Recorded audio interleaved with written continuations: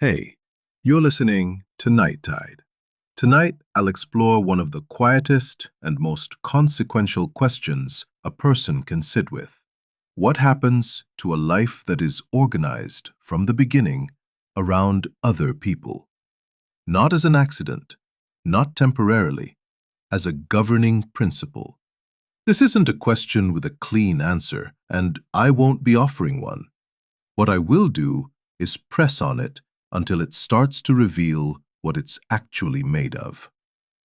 Write in the comments what time it is for you right now, or just how your day went. There are genuinely warm and thoughtful people in those comments, and reading them is one of the better parts of doing this. If you want to support the Night Tide project, the link is in the description. There is a particular kind of life that looks, from almost any angle, like goodness. The person at the center of it shows up for everyone. They absorb difficulty without complaint. They rearrange their time, their plans, their preferences, constantly, fluently, around whoever needs something. From the outside, and often from the inside, this looks like love. It registers as virtue. It earns a specific kind of admiration that is almost never questioned, because the behavior that produces it is so reliably useful to the people observing it. The philosophical weight behind this arrangement is ancient and layered. Traditions of thought from vastly different origins have, at various points, concluded that the highest expression of human existence is found in giving oneself over to something larger. To another person, to a community, to a cause, to a god. The reasoning is not trivial. There is something real in the observation that a self which turns entirely inward tends to contract, to harden, to become a diminishing thing.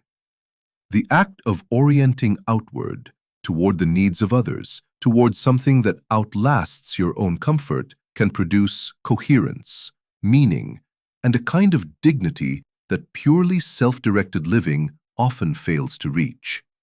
So the question is not whether living for others has value. That would be too easy. The question is what it costs, where that cost goes, and whether the person paying it ever had a genuine choice in the matter, or whether the choice was made so early and ratified so continuously by everything around them that calling it a choice at all requires a kind of generosity the situation may not deserve. What makes this hard to think about clearly is that the behaviors involved are identical, whether they emerge from freedom or from something closer to compulsion. A person who organizes their entire life around others because they genuinely want to, because it produces something in them that nothing else does, and a person who does the same thing because the alternative has always felt dangerous, unavailable, or morally impermissible. These two people are, on the surface, indistinguishable. They make the same decisions. They receive the same recognition. They may even describe their inner experience in similar terms for a long time, because the story they have been given about what they are doing is the same story in both cases. The engine underneath the behavior is where everything diverges, and the engine is almost never visible. Not to the people being served, not to the people observing, and frequently not to the person doing the giving. This is one of the structural difficulties the question opens onto. You cannot evaluate the cost of a sacrifice from the outside, and from the inside, the available language, love, duty, care, devotion, is designed to describe the act, not interrogate it. There is something else operating beneath the surface of a life given over to others. Something that tends to go unnamed because naming it would complicate the story everyone has agreed to tell. When a person stops habitually asking what they want, not dramatically, not as a renunciation, just quietly, over time, because the asking started to feel unnecessary or even slightly indulgent, something changes in the architecture of their inner life. The question doesn't disappear. The capacity for the question changes. It becomes harder to access, and eventually, for some people, it becomes genuinely impossible to answer. Not because they are modest or selfless, but because the habit of attending to their own wants has atrophied from sustained disuse. This is not a metaphor. It is a description of something that happens incrementally in ordinary conditions across ordinary lives. The first time you set aside what you wanted because someone else needed something is not the moment it begins. It begins when that act stops feeling like a choice and starts feeling like the natural order of things. When "what do I want here" is no longer a question that arises because it has been replaced, seamlessly and without ceremony, by "what does this situation require of me?" That replacement is where the real question starts.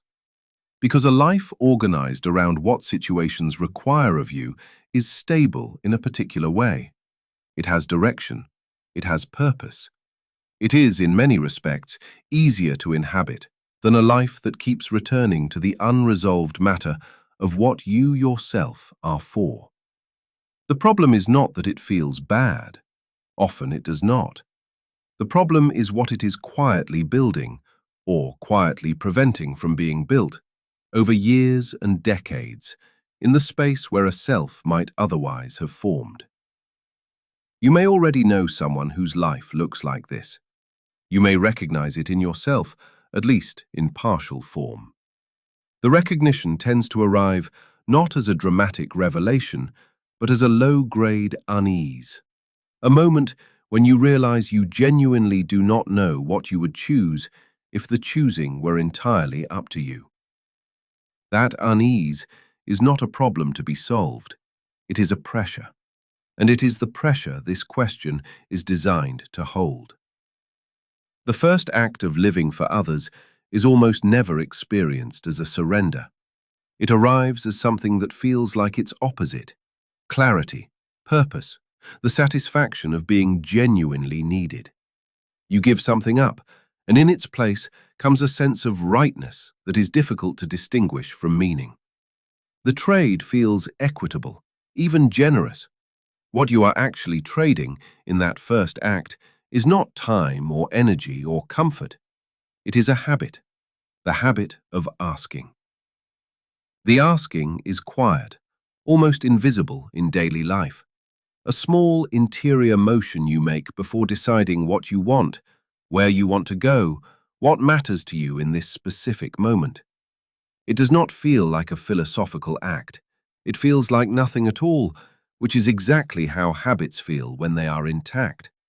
You do not notice the habit of breathing until something interrupts it. The same applies here. The habit of self-inquiry tends to become visible only once it has already started to erode. What erodes it is not a single decision.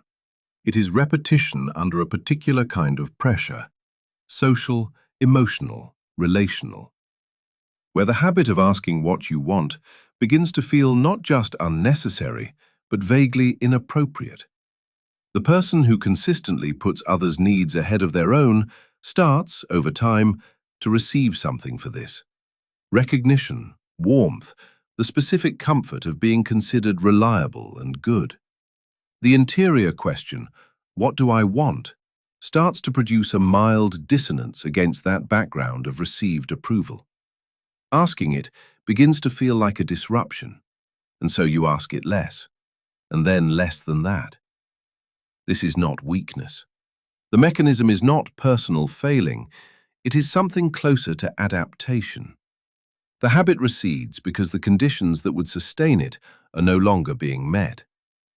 Self-inquiry requires a space in which the answer is at least theoretically actionable, where wanting something could, sometimes, lead to having it. In a life organized entirely around others, that space narrows steadily. The question, "What do I want?" does not disappear in a dramatic way. It simply stops arising, The way a door you never open stops occurring to you as a door. Consider a person who has spent years as the primary caretaker for someone they love, adjusting their schedule, their ambitions, their daily texture entirely around the needs of another. From the outside, and in their own account, this is love in action. And it may be. The love can be entirely genuine. What is happening simultaneously, without contradiction, is that every day the interior question goes unasked is a day the capacity for it diminishes further. After enough years, the person does not experience this as deprivation. They experience it as who they are. That last sentence is where the real weight sits. When the loss of a habit is total enough that it no longer registers as a loss, the situation has passed through a threshold that makes return genuinely difficult. You cannot recover a question you no longer know how to form. You cannot notice a missing habit from inside the life that formed without it. What tends to happen instead is that something else arrives in the place of the question. A general unease, a flatness, a vague sense, often impossible to articulate, that something is structurally absent without being able to name what it was or when it left. Some people describe this as tiredness. Others describe it as a kind of numbness that only becomes visible in moments when someone asks them directly, "What do you want for yourself?" And the honest answer, which they may not voice aloud, is that they genuinely do not know. The question lands in empty space. This is not a statement about the value of the love that produced the situation. A person can love deeply, genuinely, even beautifully, and still arrive here. The two things do not cancel each other out. What makes the condition difficult to name is precisely that fact. The love is real, the care is real, the relationships being sustained are real and often precious. All of that coexists with the quiet, structural erosion of the one habit that would allow the person to ever locate themselves within their own life. The governing principle that keeps this arrangement stable is almost never articulated out loud. It does not need to be. It operates as a felt premise, that your own wants are a lower category of need. Not because someone said so explicitly, but because the entire feedback structure of the life you are living has been organized to confirm it. Every time you set aside what you wanted and things went smoothly, that smoothness became data. Every time you pressed forward with something of your own and it created friction, that friction became data too. Over years, the accumulated evidence is overwhelming, and it points in one direction.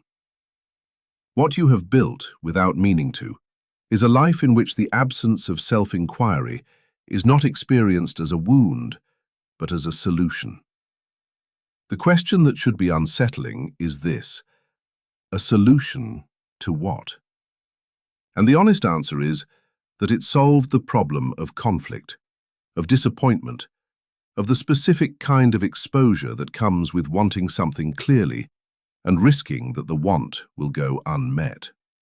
The habit of asking what you want carries within it the possibility of not getting it. Removing the habit removes that risk. The cost of the removal is something that takes much longer to arrive, and when it does, it is often unrecognizable as a cost at all, because the life it was supposed to protect looks, from most angles, like a good one. The problem is not that the life looks good. The problem is that the self who might have evaluated it, the interior presence that could have said whether the arrangement was freely chosen or simply the one that caused the least difficulty, has been steadily, quietly, disqualified from the conversation. Not through malice, through repetition, through the slow substitution of one question for another, not "what do I want?" but "what is needed here?" And that second question, answered reliably enough for long enough, eventually stops feeling like a substitution at all. It feels like character. The behavior that emerges from fear and the behavior that emerges from love are, on the surface, the same behavior. This is one of the more uncomfortable things to sit with because most of the frameworks available for thinking about self-sacrifice are organized around the act itself. What was given, how much, at what cost, rather than around the interior condition from which the giving came. And that interior condition turns out to be the most consequential thing about it. Not what you did. Why the doing felt necessary. Think about what it actually looks like from the outside when a person gives up their own needs for someone they love. They rearrange their life. They suppress their preferences without making a drama of it. They are reliably present for the other person's difficulties. They absorb conflict without escalating it. They do not ask for much. Now think about what it looks like when a person does all of that because they have learned, somewhere early and somewhere deep, that having needs of their own creates danger, that wanting something for themselves leads to rejection, punishment, withdrawal of love, or the specific punishment of being considered selfish or ungrateful. The external picture is identical. The decisions made are identical. The relationships built on that foundation can look, for years and sometimes for entire lifetimes, indistinguishable from relationships built on genuine care. The engine running the sacrifice determines its entire cost. This is not a marginal claim. It means that two people can live what appear to be the same life, the same devotion, the same structure of giving, the same daily texture of putting someone else first, and the lived reality of those two lives is completely different. One of them is inhabiting a choice they continue to make, renewed by something that still feels alive in them. The other is inhabiting a premise they cannot escape, one that was installed before they had the capacity to evaluate it, and that has been running ever since beneath everything they do and feel and call love. The difficulty is that both people, if asked, would likely describe their experience using the same language. Love, care, devotion, the sense of meaning that comes from being needed. These descriptions are not dishonest. The person giving out of fear is not lying about the love they feel. The love is real. What they may not have access to is the degree to which the love has become fused with something older, something that was never about the specific person they are loving now, something that was about survival in an earlier configuration of relationship, where self-assertion was genuinely costly and self-erasure was genuinely protective. The love is real, and it is also covering something that the love alone does not explain. There is a woman, decades into a marriage, by most measures a devoted and generous partner, who realizes in a single quiet conversation that she has never once stated a preference about where the family spends the holidays. Not because she had no preference, because the habit of stating it had never been safe to develop. She had taken the absence of conflict as evidence that everything was fine.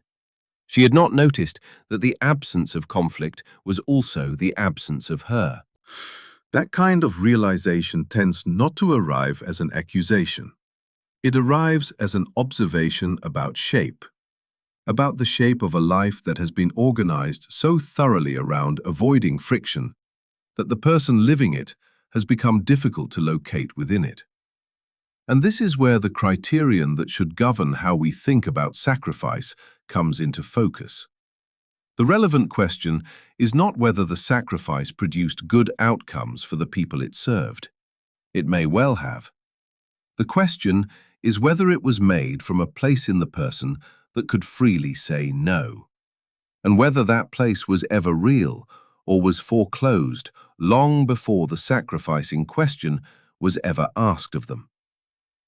This matters because the consequences run in completely different directions depending on the answer. A person giving from genuine freedom, from a center that remains intact even as it gives, can experience the self-giving as something that expands rather than depletes. The relationship between the giving and the self is additive, whereas a person giving from fear or from the structural absence of a felt right to refuse is in a different situation entirely.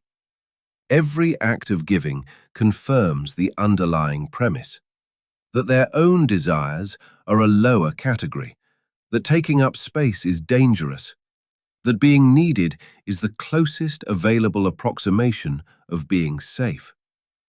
The giving does not expand anything. It reinforces a premise that is slowly making the interior life smaller. And the person cannot usually tell from the inside which of these is happening to them. This is one of the genuinely disorienting features of the problem. The emotional experience of giving from a depleted and frightened place can feel, moment to moment, almost identical to giving from fullness. Both involve the same acts of care. Both can produce genuine warmth toward the person being cared for. The difference shows up over time, not in any single moment, in a growing exhaustion that has no obvious source, in a resentment that keeps forming and being suppressed, in a flatness that falls over everything when the person being served is temporarily absent and there is suddenly nothing structuring the hours. The exhaustion, the resentment, the flatness, these are not signs that the person has given too much. They are signs that the giving has been running on a particular kind of fuel that was never replenished. The fuel is not energy in the ordinary sense. It is the experience of being a self that is choosing to give, rather than a self that is giving, because it has never established the standing to choose otherwise. That distinction cannot be observed from outside. It cannot always be observed from inside. It operates beneath the level at which most people examine their own lives. The social architecture around this makes accurate self-examination nearly impossible in real time. A person giving from fear receives the same warm recognition as a person giving from love. The people around them respond to the behavior, not the interior condition generating it. The approval is real, the gratitude is real, the sense of being valued and needed is real, and all of it confirms the behavior regardless of its source. This is the specific trap embedded in the situation. The feedback loop cannot distinguish between the two engines. It rewards the output. And so, the person shaped by fear continues to receive confirmation that what they are doing is exactly right, exactly what is needed, exactly who they are. The confirmation is accurate about the act and completely silent about the cost. Where this leaves you is with a question that the available evidence cannot answer. When you give, are you giving from somewhere that is genuinely yours? And is that question even one you are able to form clearly, given everything that has already shaped your answer before you arrived at the asking? Suppressed desire does not neutralize. This is the first thing to understand about what happens when a person consistently refuses their own wants in favor of someone else's. The refused material does not evaporate. It does not become inert. It accumulates, and it accumulates with a pressure that increases in proportion to how thoroughly it has been denied. The longer the suppression, the more compressed the pressure behind it. And compressed things do not stay contained indefinitely. What makes this hard to track in a living life is that the accumulation is invisible for a long time. A person can spend years, sometimes decades, refusing their own desires without any dramatic signal that something is building. The daily texture of the life feels stable.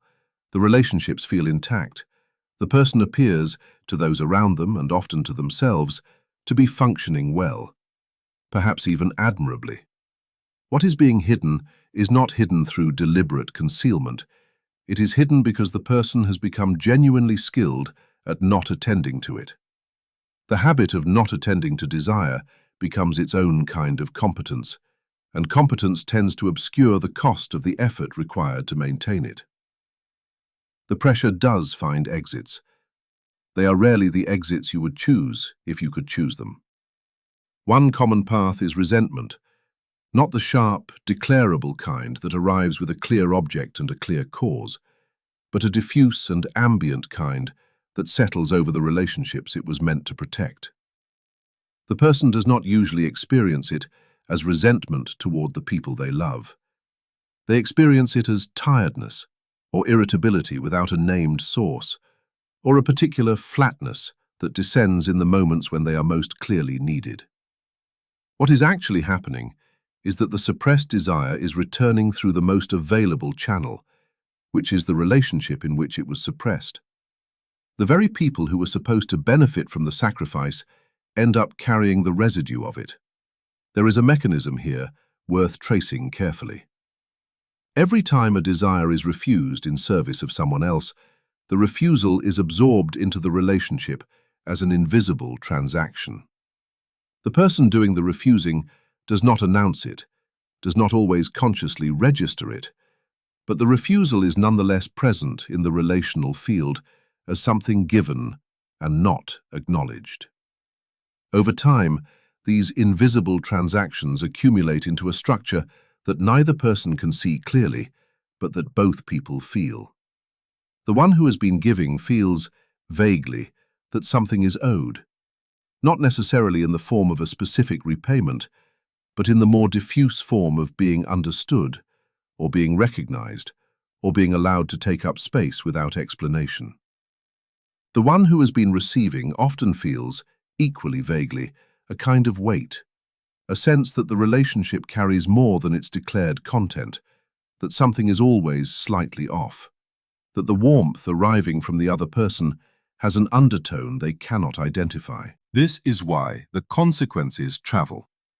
A person spending their desires on another person's life does not simply bear a private cost. The cost becomes atmospheric. It enters the shared space of the relationship and alters the quality of what is possible there. The intimacy that might have developed in a space of two people's genuine wants is replaced by something more careful, more managed, more weighted. The relationship can still be real, still contain genuine love, and it will also contain this other thing, this pressure of the unlived that neither person has the vocabulary to name directly. Think of someone who gave up a form of work they cared about to support a partner's ambitions, willingly, without being asked, out of what genuinely felt like love and belief in the other person. The years pass. The partner's work flourishes. The sacrifice was real. The love behind it was real. And yet something else has also been building, a specific quality of attention that the supporting person turns on the partner's success, not with pure pride, but with something mixed into it, something that functions like hunger. The partner senses this without understanding it. The dynamic between them shifts in small ways that are difficult to name. The sacrifice, which was made to strengthen the bond, has begun to exert a kind of pressure on it. Not because the love was false, because the desire that was refused did not disappear. It found the only available object, which was the work it had stepped back to make room for. The exits for suppressed desire are not always as legible as resentment or hunger. Sometimes the desire returns as fantasy, an internal life that grows increasingly vivid and detailed in inverse proportion to how constrained the outer life is. The person who has eliminated their own wanting from daily reality finds it relocating to an interior space that becomes the most privately inhabited place in their existence. Sometimes it returns as breakdown, a sudden and bewildering collapse of the arrangement that had seemed stable, arriving with an intensity that seems disproportionate to any single triggering event, but is in fact proportionate to the total accumulated pressure of everything that was refused over years. The breakdown is not about the triggering event. It is about the volume of what has been building behind a surface that was maintained with great effort for a very long time. What you are left with, when you follow this mechanism to its edge, is a question about what the suppression was actually protecting. The standard account is that it was protecting the other person, protecting the relationship, protecting the family, protecting the structures that held everyone together.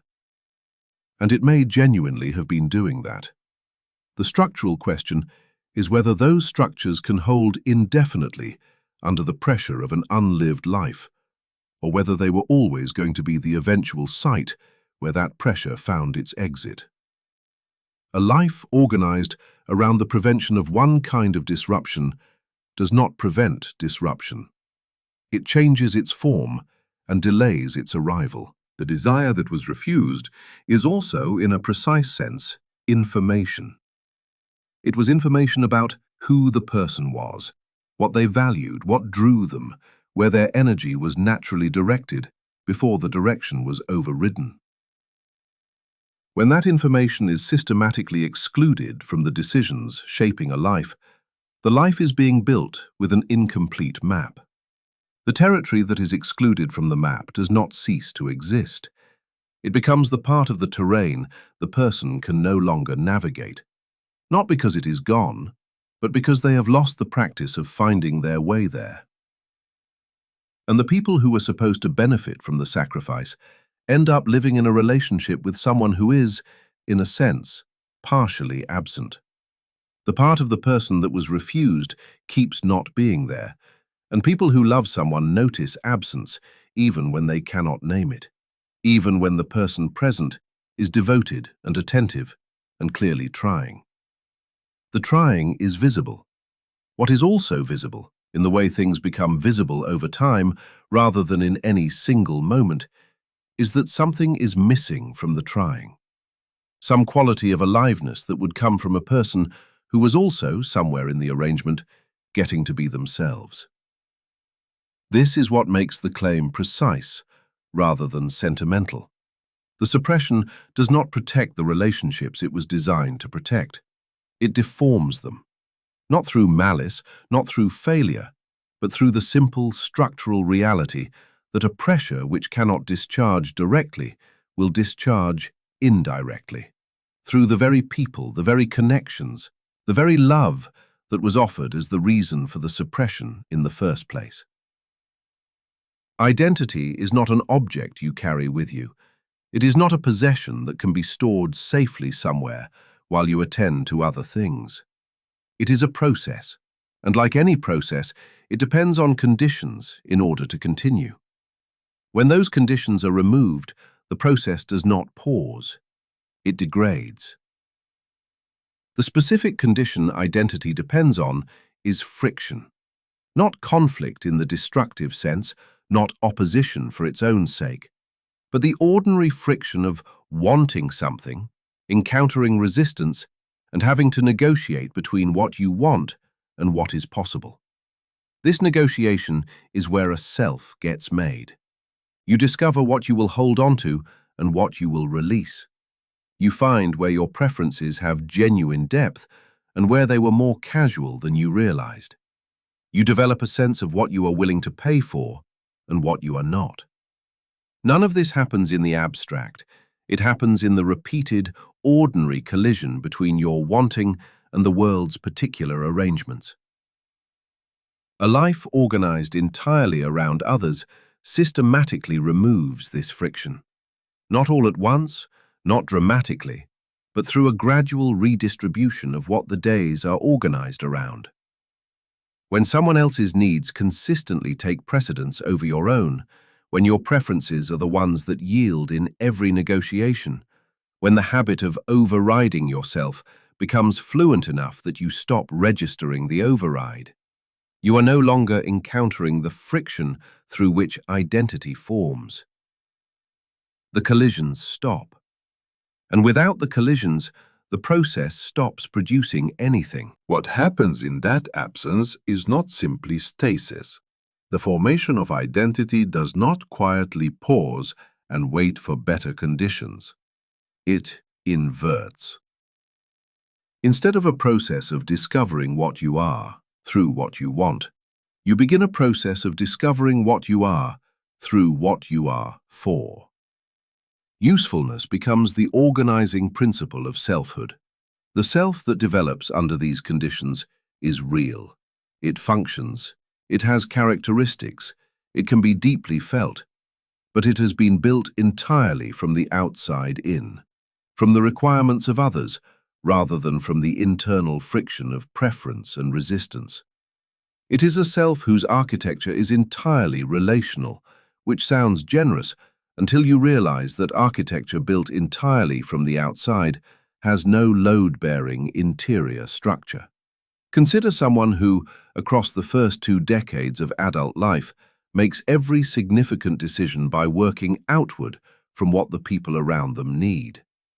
The professional direction, where to live, how to spend time, what to invest energy in. Each of these organized first around family, partner, children, obligation. There are real relationships built, real contributions made. And when the configuration of obligations shifts, when the children leave, or the partner dies, or the role that structured everything is simply outgrown, there is a person standing in the changed landscape who does not know what they prefer. The question of what to do next cannot be answered by looking inward, because the practice of looking inward and finding a considered answer was never developed. The interior is not absent, exactly. It is undifferentiated. Everything is equally possible because nothing has been tested through the friction of wanting and choosing and adjusting and wanting differently. This is a different problem from loss. It is not grief over a self that existed and then was taken. It is a structural gap, the absence of a capacity that was never allowed to develop because the conditions for its development were never present. And this matters because the strategies available for loss and the strategies available for a developmental gap are completely different. You cannot recover something you never had in the way you recover something you once possessed. The mechanism runs quietly for a long time before its consequences become visible. A life built entirely around others can look, from the outside and often from inside, like a life of unusual coherence. There is purpose, the clear purpose of being needed. There is belonging, the belonging of being deeply embedded in relationships that depend on you. There is even a kind of identity, stable and legible, organized around role. The coherence is genuine. What is missing from it is the interior dimension that only forms through the process of friction. The dimension of a self that knows what it wants independently of what it is needed for. The coherence also conceals a fragility. A self built entirely from usefulness to others is stable as long as the others remain and remain needing.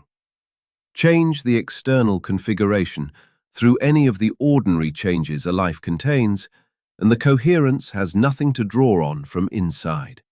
The stability was structural, not intrinsic. It depended on external conditions remaining constant, which external conditions never do. There is a specific quality to the confusion this produces in a person who arrives at middle life having built an entirely outward-facing self. It is not the confusion of someone who has lost direction. It is more like the confusion of someone who has never had the experience of direction as something generated from inside.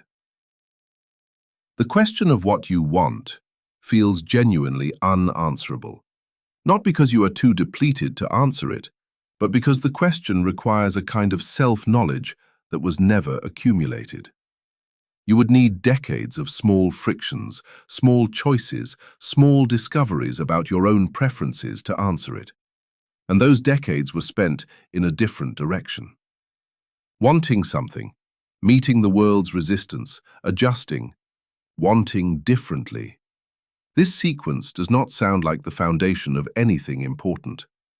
It sounds mundane. It sounds like the texture of ordinary days. And it is. That is precisely why its absence is so hard to identify as an absence. No single day felt like the formation of identity. No single act of yielding felt like the erosion of it. The process was too gradual and too quiet to register as anything other than the normal shape of a life organized around love and responsibility. What you are left with, at the edge of this, is a question that is genuinely hard to sit with. If the self forms through friction, and a life lived for others removes the friction, what exactly has been forming during the years of selflessness? Something has been forming. Something real and functional and recognizable. The question is whether it has been forming in you or whether you have been the medium through which something was forming in the people around you. The reward arrives before the cost is visible. This is what makes the feedback loop so difficult to interrupt. Not that people are deceived, but that the system works, at least according to its own terms. A person who organizes their life around others receives something real in return. Recognition, belonging, a clear social position, the specific warmth that comes from being necessary. These are genuine goods. The problem is not that they are false. The problem is that they arrive continuously, reliably, and in proportion to exactly the behavior that is doing the damage. Cultural systems have always sorted behaviors into categories of virtue and failure, and in most of them, across time, across geography, across very different moral traditions, visible self-sacrifice lands in the virtue column, and visible self-assertion lands somewhere between suspicious and shameful. The person who gives up something for another person is legible as good. The person who insists on their own wants, who names what they need, who declines to subordinate themselves to the demands of a role, that person becomes harder to read and easier to judge. The social environment responds to these behaviors differently, and the difference in response shapes what people learn to do.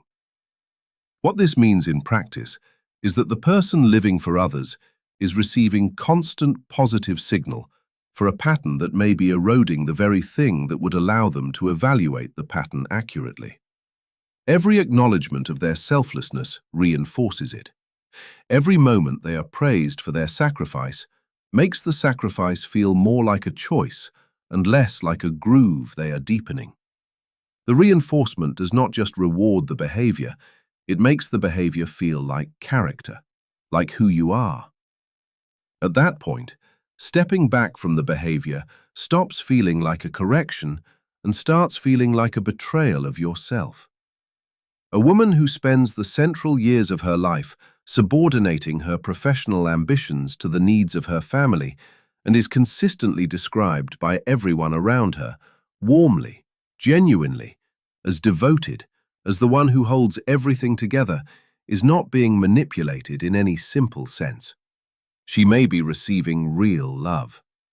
She may also be receiving a form of social instruction that is so consistent it becomes indistinguishable from her own values. By the time the question of whether she chose this life becomes available to ask, the question feels almost nonsensical. Of course she chose it. Look at everything she built. The feedback had been confirming it for decades. The same structure operates along axes of class and social role that are less often named. The person whose position, economic, familial, institutional, requires consistent self-effacement receives exactly the same feedback loop at a different register. Compliance is registered as competence. Restraint is read as maturity. The suppression of one's own agenda is interpreted as professionalism or loyalty or dedication. What is actually happening is that the person is learning to read the social environment with extreme accuracy and to give it what it wants. And this skill is then reflected back to them as evidence of good character. The skill and the character become inseparable in how they are perceived. including in how they are perceived by the person themselves. This is where the feedback loop forecloses self-evaluation. Accurate self-evaluation requires some gap between what you feel and what the environment tells you to feel, some friction between your own read on your experience and the social interpretation of it. When the environment's interpretation is continuous, warm, and reinforcing, that gap closes. The person has no purchase on an alternative understanding of what they are doing. Every time they might have paused to ask whether the sacrifice was genuinely chosen or whether it was the only legible option available in their social position, the pause was filled with gratitude, recognition, or simply the practical demands of the role that had just been confirmed as virtuous. The difficulty is not that the person is weak or lacks self-awareness. It is a structural problem, not a personal failing. Any system that consistently rewards a behavior will produce more of it, and any person embedded in that system will experience the reward as evidence that the behavior is right. You do not need coercion when you have this kind of reinforcement. The system does not need to force anyone into self-sacrifice. It simply makes self-sacrifice feel like the obvious expression of who a good person is. And it makes the alternative feel like something you would be embarrassed to want. There is a specific way this compounds over time. Early acts of self-sacrifice, made perhaps from genuine love or practical necessity, produce reward. The reward increases the probability of repeating the behavior. Repetition deepens the behavioral groove. The deepened groove starts to read, both to others and to the person themselves, as identity. Once the pattern has become identity, deviation from it stops being a choice and becomes a kind of rupture. Not just a different decision, but a threat to the coherence of the self that has been built around the pattern. The feedback loop, over enough time, makes the behavior structurally necessary to the sense of self. Stepping out of it would mean stepping out of who you have become, and people do not do that lightly, or often. The social architecture also generates a specific kind of blindness in the people receiving the sacrifice. They are embedded in the same reward system. They have been told, implicitly, sometimes explicitly, that what is being given to them is love in its highest form. They have no particular motive to examine whether what is being given is freely chosen or whether it has been shaped by a system that made refusal nearly impossible. The gratitude they feel is real. The understanding of what they are receiving is incomplete, which means that even the relationship that is supposedly the beneficiary of all this virtue is operating with an inaccurate picture of what it contains. What this produces, at the systemic level, is a widespread incapacity to distinguish between a sacrifice that was genuinely freely chosen and one that was the product of an environment that made every other option more costly. Both look like virtue from inside and from outside. Both feel like love, at least initially. The person living inside the pattern has no reliable internal instrument for detecting the difference, because the instrument that would perform that detection, the habit of asking what you yourself want, independent of social consequence, is precisely what the feedback loop has been steadily dismantling.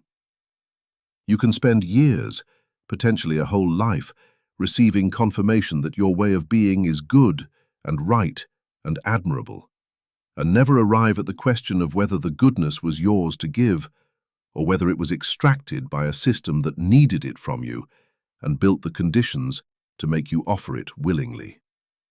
The confirmation feels like knowledge. It feels like clarity about who you are, and it may be the most complete form of the confusion. Not the confusion of someone who has lost their way, but the confusion of someone who was never given the conditions to find it, wrapped so thoroughly in recognition that it never registered as confusion at all. Constant giving creates a debt. This is the part almost no one examines directly, because the framing of sacrifice is so thoroughly organized around the giver's diminishment that the giver's accumulation becomes invisible. The person who consistently gives up their wants, their time, their direction, who is always the one who yields, who bends, who makes room, that person is not only losing something, they are also gaining something that carries its own weight in the relationship.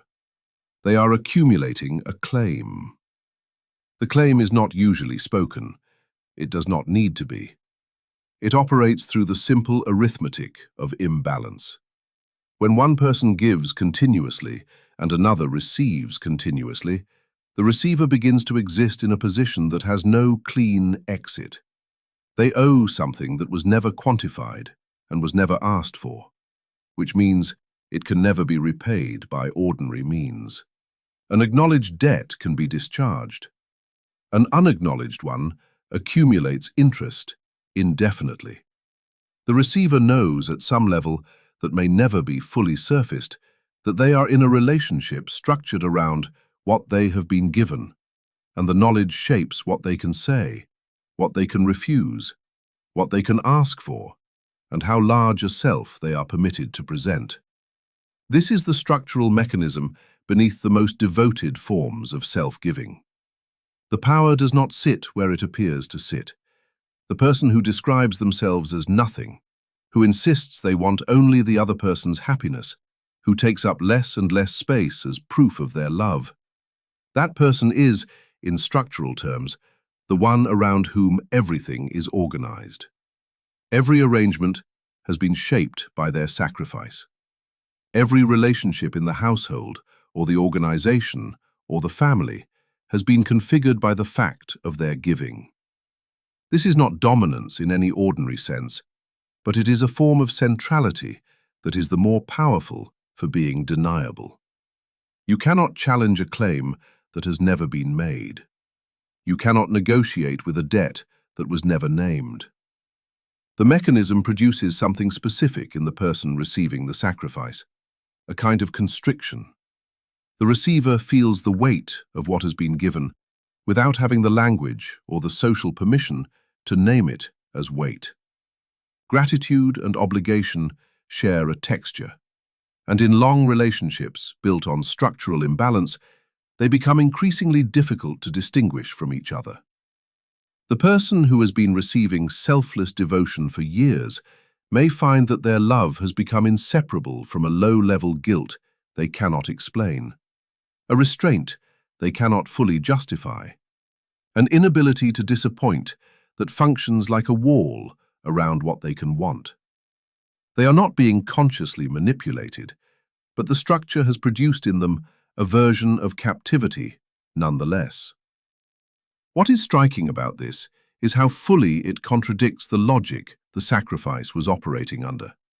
The intention was to give freedom, to remove burden, to ask nothing, to make the other person's life easier and larger. The structural consequence runs in the opposite direction. The more completely the giving removes any expectation from the receiver, the more the receiver feels the impossibility of living in a way that could be adequate to what was given. The sacrifice, pursued to its logical end, produces not liberation in the recipient, but a perpetual and inarticulable insufficiency. Take someone who built every professional and personal decision around a partner who was in some form of chronic difficulty, illness, instability, unmet ambition. The giver organized the household, managed the money, muted their own needs, and described this consistently as choosing to be supportive. The partner, over years, became increasingly unable to act independently in the relationship. Every initiative felt like a potential infringement on the giver's domain of sacrifice. Every desire felt like an imposition. The relationship did not break down from neglect. It broke down from an excess of unasked forgiving that had quietly constructed a world in which the partner's autonomous personhood had no remaining room. This does not require bad faith on anyone's part. That is what makes it so difficult to name and harder to interrupt. The giving is genuine. The love, in most cases, is genuine. The giver does not plan to accumulate power through renunciation. They are usually not aware that is what is happening. What they experience is a series of individual choices, each made from care, each feeling like a cost to themselves and a gift to the other. The structure assembles itself across those individual choices without being visible in any one of them. Systemically, this means that the relationship most shaped by selfless devotion is often the one with the least actual freedom in it. The receiver cannot move freely inside a debt they did not contract and cannot repay. The giver cannot step back from a sacrifice that has become the proof of their love and, eventually, the definition of their role in the relationship. Both people end up constrained by the structure the sacrifice built. The giver holds the power, the receiver carries the obligation, and neither one has a clear view of how this happened because it happened through acts that were categorically described as love and therefore exempt from structural examination. You can sit inside this for an entire life and never find the edge of it from inside the experience itself.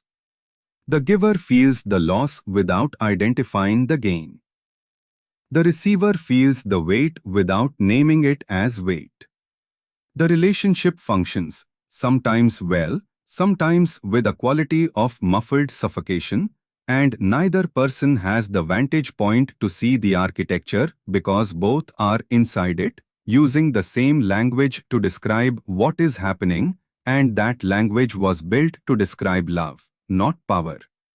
What the language cannot accommodate is the possibility that these two things, in this configuration, are not separable. And so the question of what is being built through all this selflessness, built in the receiver, built in the relationship, built in the social position of the giver, stays off the table, unasked. Which is, in its own way, one of the most precise effects of the structure. The sacrifice arrives. And then something else arrives, the silence where a response should be. Not the silence of rejection, but the quieter one, the sense that what was given and what was needed were two different things, and no one in the relationship had the language to say so. There is a gap built into the structure of most self-giving, and it runs in a specific direction. The person organizing their life around another person is, almost by definition, working from an internal model of what that other person needs. They are reading signals, inferring requirements, constructing a picture of what will help, what will ease the pressure, what will make the other's life more manageable. This picture is built with care. It is also built from the inside of the giver's own psychology, shaped by the giver's own history of what it has meant to receive something, what absence felt like, what a particular kind of attention would have meant if it had been offered at the right moment. The model is not neutral, it is heavily personal, even when it is oriented entirely outward. What the other person actually needs is a separate question, and it often has a different answer. This divergence is one of the quietest failures in a life organized around others, because it is invisible to both parties for long stretches of time. The giver is giving, the receiver is receiving. Something is passing between them. The relationship has the outward form of care and response. What neither person easily sees is that the offering and the need have been running on parallel tracks, related, adjacent, sometimes briefly overlapping, but not identical. The giver is filling a space that was defined by what they themselves could imagine needing. The receiver is living with a gap that was never quite addressed, shaped by what they actually needed, which was never quite asked. You can observe this over years in relationships that appear functional from the outside and feel somehow incomplete from inside. A person gives time, gives attention, gives the specific form of dedication they have determined is most valuable, and the other person is grateful, and the gratitude is real, and the relationship persists, and yet something at its center never lands. The giver doubles down, because the gap feels like insufficient effort. The receiver cannot easily say what is missing, partly because they are genuinely grateful, partly because naming a lack inside so much giving feels ungrateful to the point of cruelty. The divergence deepens in silence. What people who organize their lives around others most often give is the sacrifice they would have wanted someone to make for them. The renunciation that would have felt most like love to the giver, in the moments when they most needed love, becomes the template for what they offer outward. This is not pathology. It is the natural operation of empathy, which always works through analogy. I imagine what you feel by using what I have felt. But empathy of this kind has a structural limit. It can only offer what the imagination can construct, and the imagination is stocked from experience, which is the giver's experience, which may not map onto the receiver's interior at all. A person who grew up needing someone to simply stay, to remain present and constant through difficulty, will organize their devotion around presence. They will stay. They will not leave, not withdraw, not retreat into their own needs when the other person is struggling. And this may be exactly what one receiver needs, and almost irrelevant to another who needed something different. Engagement, challenge, the friction of being taken seriously rather than tended to. The staying is a genuine gift. Whether it is the right one is a separate question, and it rarely gets asked, because asking would require the giver to acknowledge that their sacrifice was constructed from their own interior rather than received from the other's actual need. The mechanism compounds over time, because both parties adapt to the pattern rather than to each other. The giver becomes increasingly expert at delivering a specific kind of care, the kind they have been giving. The receiver becomes increasingly shaped by receiving that specific kind of care, not because it fits them, but because it is what is available. And people build their habits of needing around what is available. The result is a relationship that has become coherent around a particular offering that was never quite right. Both people now so practiced in it that the original divergence is buried under years of mutual adjustment. The gap is still there. It has simply been furnished. What the other person wants, more often than not, is something the giver has been carefully not offering. Their actual presence, the unperformed version of themselves, the company of someone who is there from their own center rather than in service of a role. What people who love each other most often want from each other is contact, the sense of encountering another person who is genuinely there, with their own weight and texture and resistance. A giver who has organized themselves entirely around the other person's needs has, in a specific sense, made themselves too smooth for contact. There is nothing to push against, nothing to negotiate with. The relationship begins to have the quality of a person in a room with their own reflection, rather than another human being. The receiver feels this without always having words for it. They may describe it as the relationship feeling one-sided, though the surface evidence would appear to contradict that. Everything is being done for them, after all. They may feel vaguely guilty for any dissatisfaction, which forecloses the possibility of naming it. Or they may simply feel a low-level loneliness that they attribute to something else, something external. something having nothing to do with the devoted person beside them who has given so much. The loneliness has a precise sort. They are in relationship with someone who has removed themselves from the relationship in the act of giving everything to it.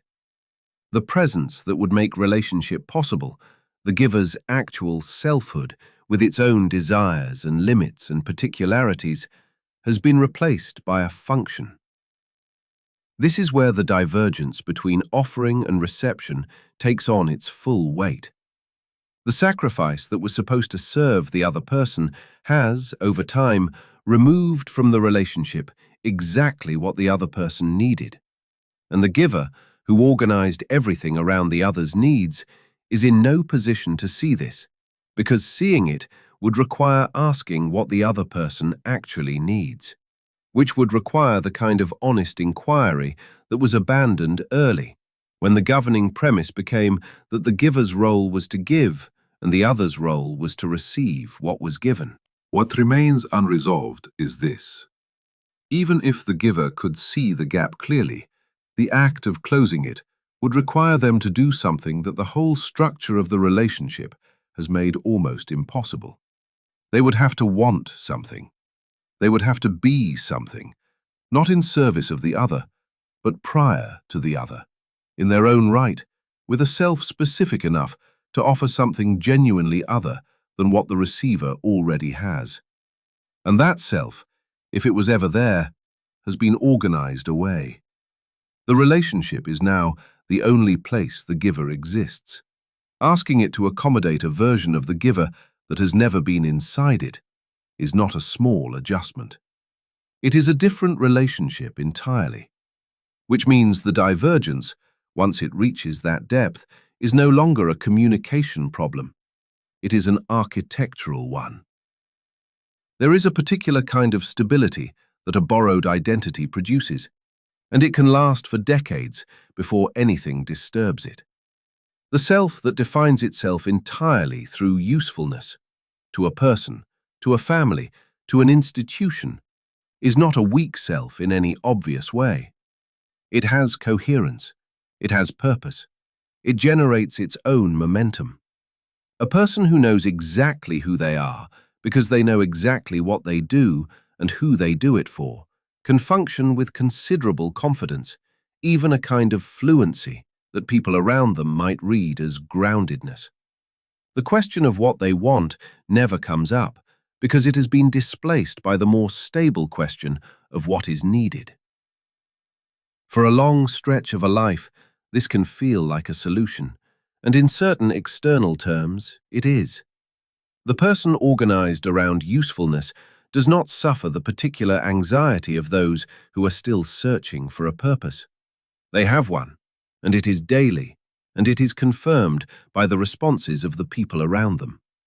Every expression of gratitude, every moment of being needed, every crisis they manage to navigate is a small proof that the identity holds. The architecture reinforces itself through use. What the architecture cannot do is exist independently of the structure it was built around. A woman in her mid-50s, whose adult children are grown and gone, and whose husband has died, sits with the specific problem that every role she had in the world existed in relation to those people. Not as a failure of character, as a structural fact. The identity she built was genuine. She genuinely gave, genuinely organized, genuinely held things together. But it was constructed entirely from relationship and use, which means it has no content that exists outside of those relationships. When the relationships change, or end, or no longer require what she was providing, she does not lose a role. She loses the material from which a self was made. This is the limit of borrowed identity, and it arrives in a form that is very difficult to prepare for, because the structure's stability makes it nearly undetectable as a structure until it is under stress. The stability is real, the purpose is real. What is not real, or rather, what was never built, is the layer beneath those things that would allow them to survive the removal of their occasion. What happens to a self when the role it depended on disappears varies in its surface expression. Some people rebuild by finding a new role, a new person to organize themselves around, a new context that can receive their usefulness. This is not necessarily a failure of insight. It may simply be how they are most alive, and there is something worth taking seriously in that. The difficulty is that each iteration of this pattern carries the same structural fragility. The replacement role holds the identity in place for another period, but the question of what exists beneath the roles never gets answered, because answering it would require a period without a role, which the pattern is designed to prevent. Others arrive at the disappearance of their defining context and find something that does not have a clear name, a kind of vacancy.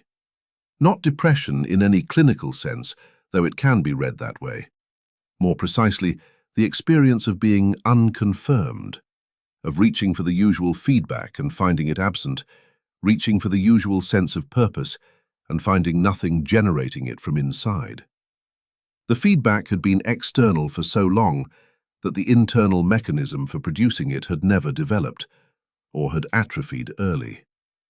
The person is not empty, but they are unfamiliar to themselves in a way that has no obvious remedy, because all the usual remedies involve doing something for someone, and there is now no obvious someone.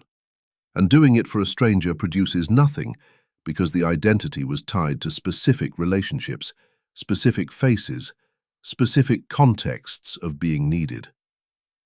This is where the question of borrowed identity connects to something deeper in the architecture of a life spent organized around others.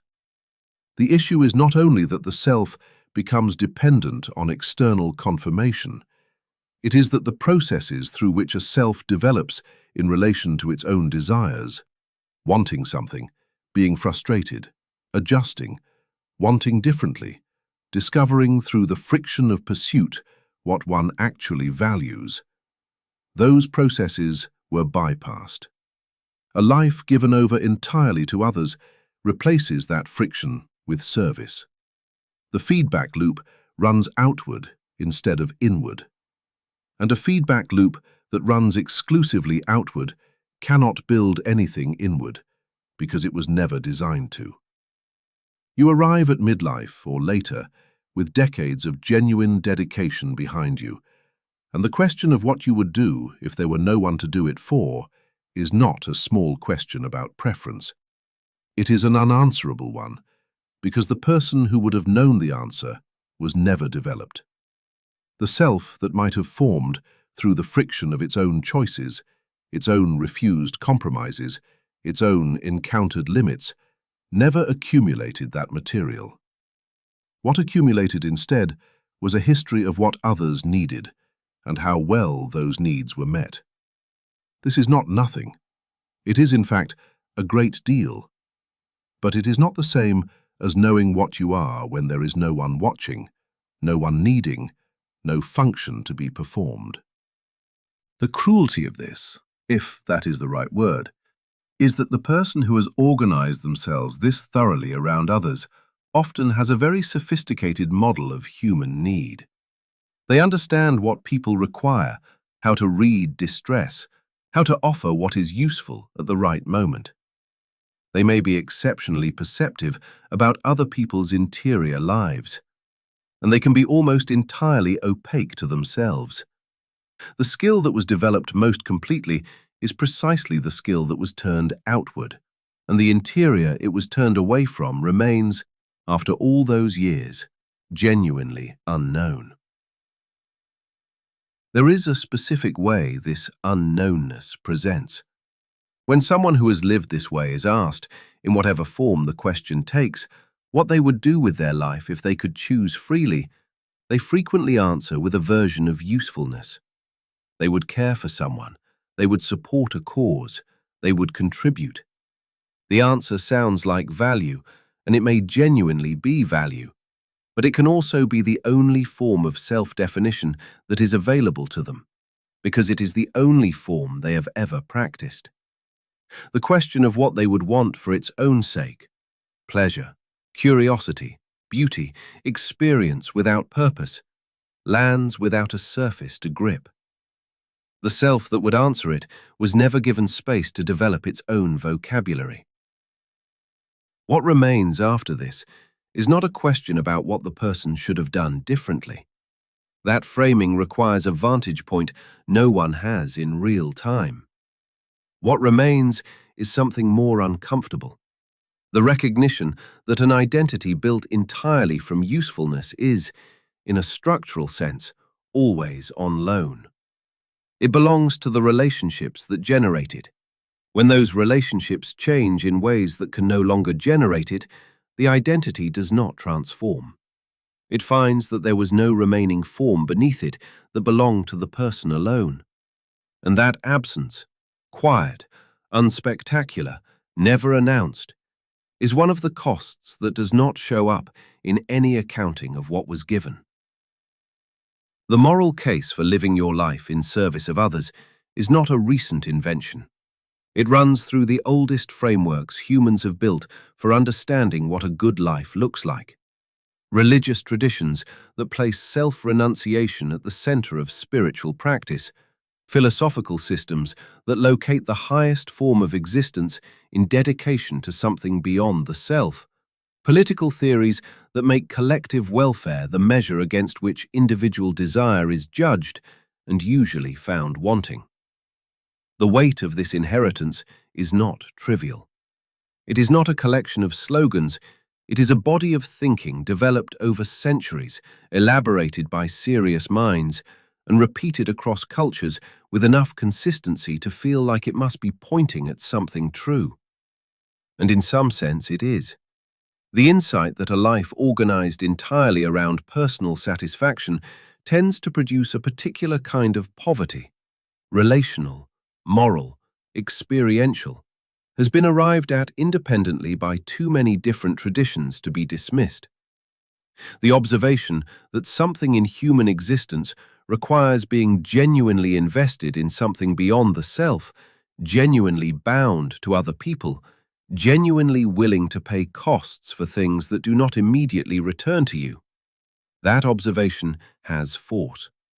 It maps onto experience in a way that ideological slogans usually do not. The problem is not the insight. The problem is the distance between the insight and the demand. What the insight says is that a purely self-enclosed life is a stunted one. What the demand says is that you, specifically, in your specific position, should organize yourself primarily around the needs of others and treat your own desires as secondary or suspect. These are not the same claim. The first is a structural observation about human flourishing. The second is an instruction directed at a particular person in a particular social location. And the instruction often arrives with a great deal of institutional force behind it. Philosophy, at its most serious, has always been aware of this distinction, even when it did not fully resolve it. The traditions that praise self-giving as the highest form of existence were not, for the most part, addressed to everyone equally. The person invited to achieve greatness through renunciation was rarely the same person who was already required by economic and social circumstance to renounce. The philosophical ideal of voluntary self-transcendence and the social demand for compliance look the same from certain distances. Up close, they have almost nothing in common, except the behavior they produce. This is the question that is worth sitting with, because it changes the meaning of everything that follows from it. If the framework that tells you living for others is the highest good is a universal insight derived from the nature of human existence, then it applies to everyone in roughly equal measure.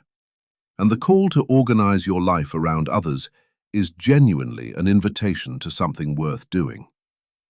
If the framework is a historically shaped demand that was developed under specific conditions and enforced on specific people because their compliance was useful to specific arrangements of power, then the call is something different. It is not an invitation to transcendence, it is a mechanism of management. The honest answer is that most of the frameworks you have inherited are both of these things simultaneously, and the mixture is nearly impossible to separate from inside. The religious tradition that tells you self-sacrifice is holy also sustained communities through conditions of real hardship in ways that purely self-interested behavior would not have. The philosophical tradition that locates meaning in devotion to others is also pointing at something genuine about what makes a life feel worthwhile. These traditions were not simply instruments of control, and treating them that way flattens what is actually complex and worth taking seriously. But they were also shaped by the specific needs of the systems in which they developed. The version of selflessness that was most elaborated, most praised, most institutionally reinforced, was consistently the version that was most useful to those who needed others to give. The people asked to give most were rarely the ones designing the asking.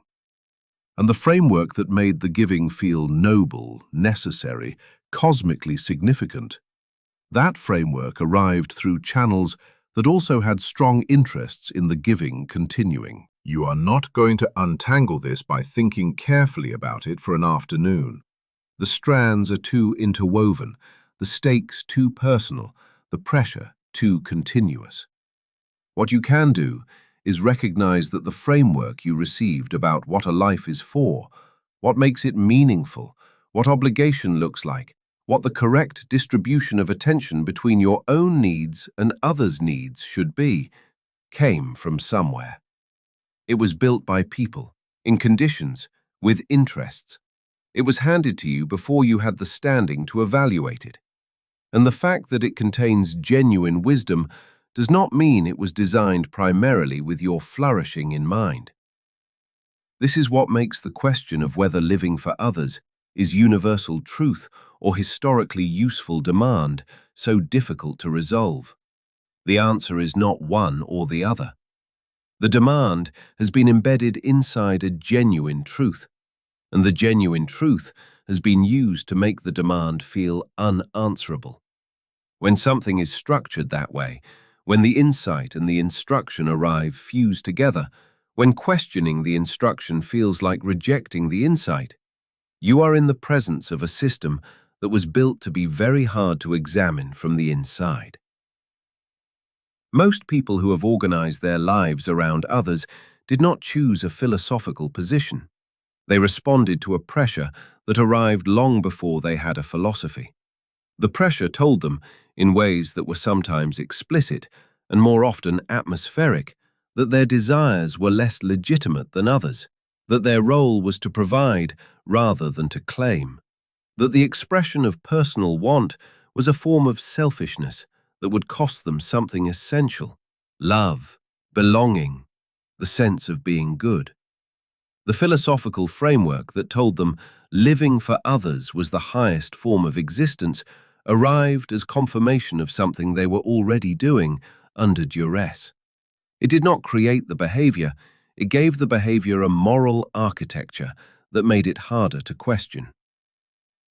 And this is where the weight of it becomes something specific.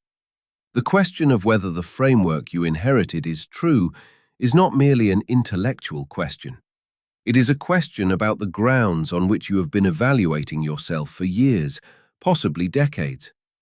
If the framework was handed to you in a form that mixed genuine insight with a specific social demand for your compliance, then every time you judged yourself against it, every time you felt the pull of your own desires as a form of failure, every time you managed to suppress what you wanted in favor of what others needed and felt the brief, clean satisfaction of having done it right, you were operating inside a system that had interests in your remaining inside it. The satisfaction was real. What it was confirming may not have been what you thought. The limit of any philosophical tradition is that it was created by people who were embedded in the conditions of their time. Even the most rigorous thinkers were working from within arrangements they could not entirely see. The framework for what constitutes a meaningful life was always being built simultaneously as a description of human experience and as a prescription for specific people's behavior. These two functions do not automatically contradict each other.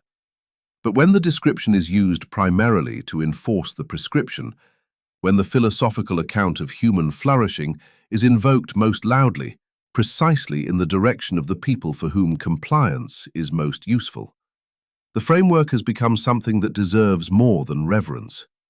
It deserves a question you were probably not encouraged to ask.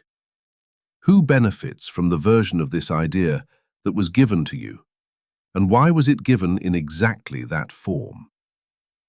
The cost of a life organized entirely around others does not land only on the person living it.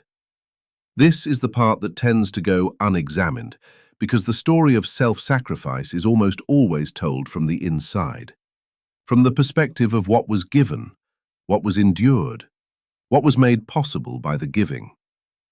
The people who received it appear in that story as the reason the sacrifice was worthwhile. They are the justification. What they are not in that telling is the people who were also shaped by it in ways they did not choose and could not refuse.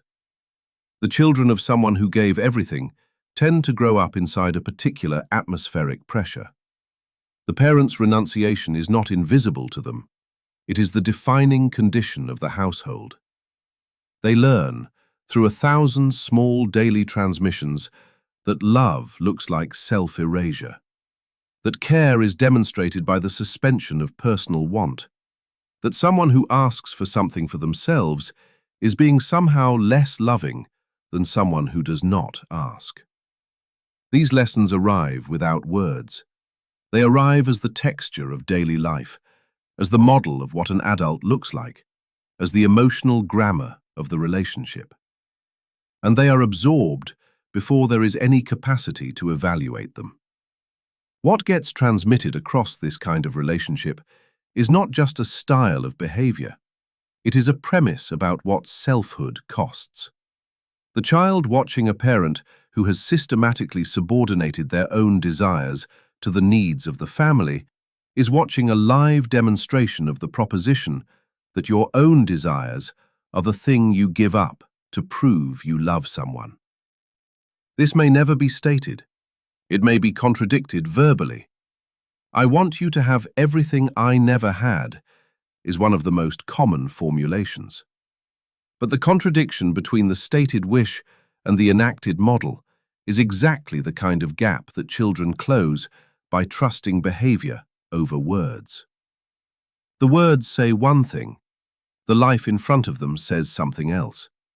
They tend to believe the life. Consider a daughter who watched her mother refuse, across decades, to pursue anything that was only for herself. Not as an act of deprivation, as an act of love. The mother experienced it as love. It may have been love. And the daughter grows up with a specific difficulty. Every time she moves towards something that is only for herself, she feels, in a way she cannot fully articulate, that she is doing something slightly wrong. Not legally wrong or socially wrong, wrong in the deeper register that childhood built. She is spending something that was modeled as the currency of love. The inheritance is not resentment. It is a structural bias in how she reads her own desire. This is one of the ways an unlived life travels. Not through dramatic scenes, not through inheritance of specific behaviors, but through the transmission of a premise so deeply embedded in the emotional environment that the people who absorbed it cannot always locate where it came from. They experience it as something they simply feel, a persistent, low-grade friction that arises whenever they move in the direction of their own wanting. The person who installed it did not intend to install it. They were giving everything they had. The effect is structural, not intentional, which is precisely why it persists. The partners of people who have organized their lives entirely around others face a different version of the same weight. Living with someone who gives constantly, who insists on attending to your needs before their own, who treats their own comfort as always negotiable. This is not a simple gift. It generates an obligation that was not requested, a permanent soft debt that cannot be repaid because the giving has no natural stopping point and was never made conditional on repayment. The partner may not consciously register the debt, but the structure of the relationship encodes it anyway. Every expression of the giver's need, when it finally surfaces, and it always eventually surfaces, arrives with a kind of accumulated force, because it has been deferred so long that it can no longer be received as ordinary. It lands with the weight of everything that was suppressed to make way for it. The communities and institutions built around people who give entirely of themselves carry their own version of this cost. A person who has organized everything around the survival and flourishing of a group, a religious community, a school, a family business, a political movement, can produce something extraordinary. The level of dedication required to build something lasting is real, and the people who sustain that level for years or decades are not simply useful. They are, in many cases, the reason the thing exists at all. What they can also produce is a culture inside the institution that mirrors their own interior architecture, one in which sacrifice is the proof of commitment, in which expressing personal limitation is read as inadequate loyalty, in which the standard set by one person's total giving becomes, slowly, the expectation for everyone. The unlived life of the founder does not stay contained to the founder. It becomes the norm. You may be on the receiving end of this.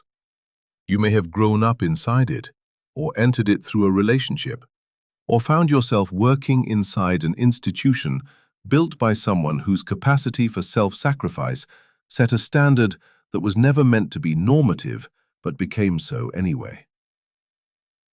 The weight does not announce itself as an inheritance. It presents as a personal feeling, as your own sense of what is required, your own reading of what love demands, your own assessment of whether you are giving enough. The fact that this sense was installed rather than chosen is invisible from inside it. The problem is not that the giver caused harm through malice. The problem is architectural. A life organized entirely around others produces outputs that extend beyond the giver's intentions, and several of those outputs land on the people the giver most wanted to protect. The care was real. The cost was real. And the two were not in competition. They coexisted in the same relationship, in the same household, in the same daily texture of connection. The daughter who was truly loved and also received a structural bias against her own desire was not lied to. She was given the full truth of a life that had not resolved its own contradiction. What makes this so difficult to address is that pointing at the cost risks looking like ingratitude, and ingratitude is exactly what the dynamic tends to prohibit.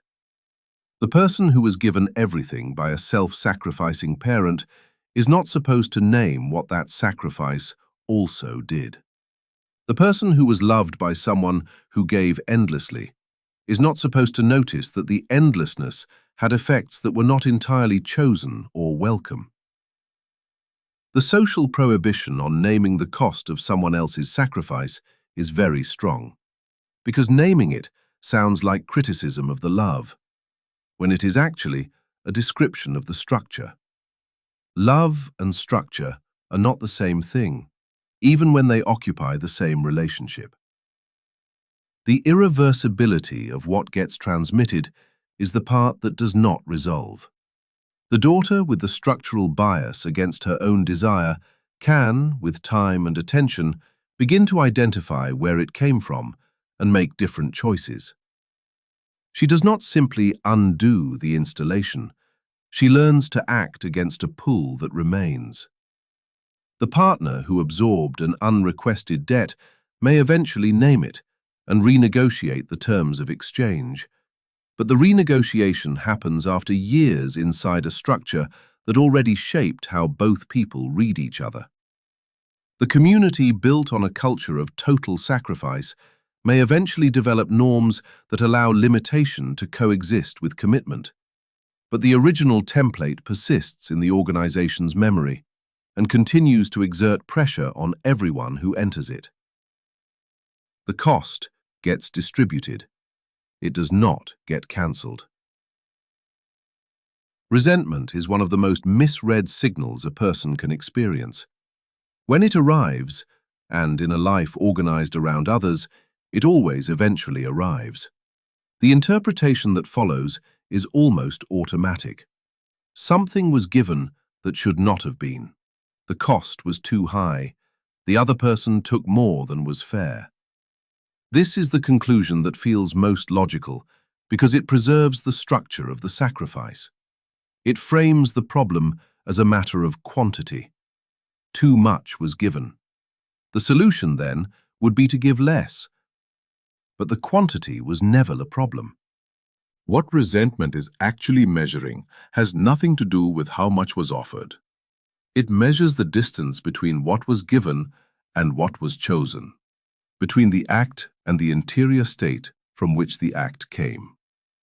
A sacrifice that emerged from a genuine willingness to pay a cost, entered with full awareness of what was being spent, produces something different in the giver over time than a sacrifice that was performed under pressure, under fear, under the accumulated weight of a premise absorbed long before there was any capacity to examine it. Both can look identical from the outside. Both can look identical from the inside, for years. But one of them accumulates, the other does not. The person who gives from a place of genuine freedom, and that phrase is worth holding lightly, because genuine freedom in this context is rarer than people assume, can give at enormous cost without the specific residue that resentment leaves. Not because they feel nothing, not because the cost is invisible to them, but because the act was actually theirs. They chose it, knowing what it would require. When it requires exactly that, there is no gap between what was expected and what arrived. Resentment lives in that gap. The person who gives because not giving would mean something too dangerous. Loss of love, collapse of belonging, the interior verdict that they are fundamentally selfish. That person is giving under duress. Even if the duress is entirely internal, even if no one is applying pressure from the outside, the structure is coercive. And coercion accumulates differently than choice. The sacrifice keeps happening, the cost keeps being paid, and the account keeps running. But the emotional bookkeeping is not neutral. Something is being registered that cannot be spoken. It builds until it surfaces, and when it surfaces, it is almost always aimed at the people who were supposed to benefit from the sacrifice. This is the particular cruelty of the dynamic. The person who gave most, gave longest, gave from the most constrained place. They end up directing the signal at the people they were trying to serve. The children, the partner, the community receive what looks like criticism, withdrawal, a sudden sharpening of feeling, or an eruption that seems disproportionate to whatever immediately triggered it. And they are confused by it, because from where they stand, they received care. They were attended to. They don't have access to the account that was running, because the running of it was never disclosed. It was, in fact, part of the sacrifice to keep it concealed. The diagnostic value of resentment is precise if you are willing to read it differently than the first interpretation suggests. It is not primarily telling you that you gave too much. It is telling you something about the conditions under which you gave. It is pointing backward, toward the source. The question it is actually asking is not, did I give too much? It is closer to, was I free when I gave this? And that question is much harder to sit with because it puts the examination somewhere uncomfortable.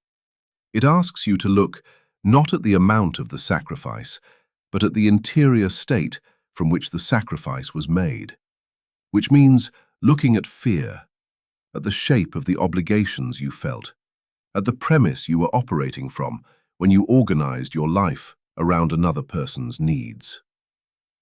Most people do not want to go there, because going there can feel like retroactively invalidating everything. If the giving was not free, what does that say about the love? If the care was performed under duress, does it stop being care? These are the wrong questions, but they are the ones that make the examination feel threatening enough to avoid. The giving was real. The love was real. Fear and love are not mutually exclusive. They coexist in most significant relationships, in proportions that shift constantly, and are almost never fully visible to the person experiencing them. What the resentment is pointing at is not the love. It is the structure. It is the fact that something in the arrangement made refusal feel impossible, made wanting something for yourself feel like a form of betrayal, made the maintenance of the relationship conditional in ways you may have felt without ever articulating on your continued willingness to subordinate. The person who says, "I gave from fear, and I have been giving from fear for years, and I don't yet know what it would mean to give from somewhere else." That person is harder to respond to. There is no clean script for that conversation. It threatens the reciprocal arrangement that the relationship may have been built on. The other person is now implicated not in having taken too much, that would be easier, but in having received something that was offered under conditions neither of them chose, but both of them inhabited. That implication is not comfortable for anyone. So the wrong interpretation persists, not through stupidity, but through the social cost of the right one. What makes resentment such a durable and revealing symptom is that it cannot be fully suppressed once it has arrived. It can be managed, it can be redirected, it can be reframed, but the signal itself persists because the condition that produced it persists. The person who interprets the resentment as a quantity problem and gives slightly less has not addressed what the resentment is measuring. 6 months later, or a year later, or after the next major sacrifice, the signal returns, sometimes louder, sometimes in a different shape, but recognizably the same. Because the source has not changed, the engine running the sacrifice is still the same engine. And this is where the real difficulty of the whole arrangement becomes visible. Changing the quantity of what you give is a surface adjustment. Changing the conditions from which you give requires something more fundamental. It requires examining the premise that made the current structure feel necessary, which means examining what you were told, from a very early point, about what love requires, about what obligation looks like, about whether your own desires have standing. That examination is not a single conversation with yourself. It is sustained work on something that was installed before you had a philosophy, before you had language for it, before you had any mechanism for evaluating whether the premise was yours or was handed to you by people who needed you to receive it and hold it as your own. The resentment was not wrong to arrive. It was reading something accurately. What it was reading was not the amount of the sacrifice. It was the ground the sacrifice was standing on. There is a structural feature of total self-erasure that almost no one notices while it is happening. The person who has organized their entire existence around the needs of others, who has methodically removed their own preferences from the equation, who has made their own desires the thing that gets subtracted whenever anything is in conflict. That person ends up, despite everything, with a highly specific and highly stable orientation. Every situation they enter is processed through the same lens, not "what do I want?" but what do I need to give? Not, what is happening, but how am I required to respond? The filtering is consistent, the subject at the center of every calculation is constant, and the whole architecture revolves around a single figure who has nominally removed themselves from the frame. The figure is still there, they just appear in negative space. Self-erasure, when it becomes a governing principle rather than an occasional act, does not produce a self that has genuinely dissolved. It produces a self that is defined entirely by the act of dissolving. The person who lives by "I do not matter" has organized their inner life around a proposition about themselves with the same completeness that an egoist organizes their inner life around the proposition "I matter most." The content is opposite. The architecture is the same. One subject, one constant reference point. Every event interpreted through the lens of that subject's position relative to others. This is the part that deserves more attention than it usually receives, because the surface behavior of these two people looks so radically different. The egoist makes demands, takes up space, asserts their own needs as central. The one who has erased themselves does none of these things. They recede, yield, defer, and insist on their own insignificance. From the outside, they appear to occupy opposite ends of the same spectrum. The presumption is that they are mirror images, one too much self, the other too little. But the axis being described there, too much self, too little self, may not be the right one. The relevant question is not how much of the self is present, but how the self is organized.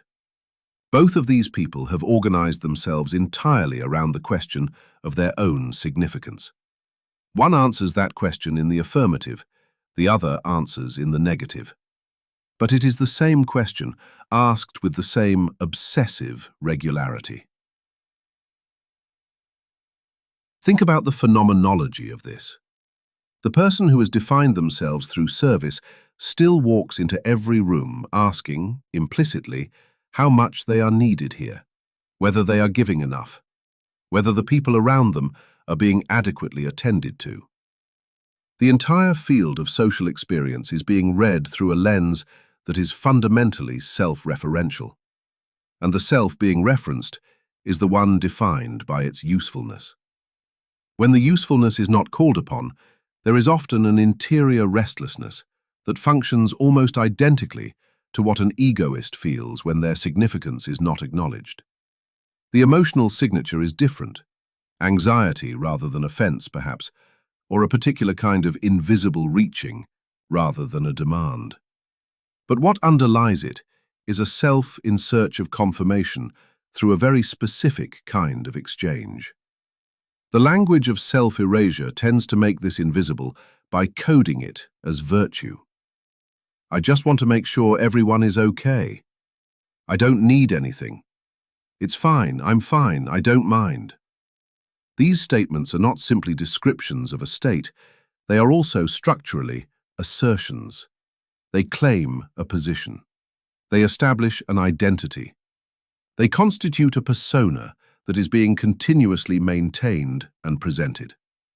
The presentation requires as much investment as any other self-construction, maybe more, because the construction involves the ongoing suppression of whatever is arising internally that might contradict the persona. And the suppression is labor.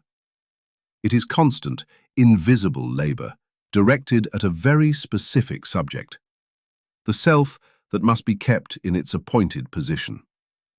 The person who defines themselves entirely through service can become more preoccupied with the management of that definition than with the people they are supposedly serving. It is one of the more uncomfortable observations in this territory, because it sounds like criticism of people who have genuinely sacrificed. It is not criticism. It is a description of what happens structurally when any single principle becomes the governing logic of a self. The self does not disappear behind the principle.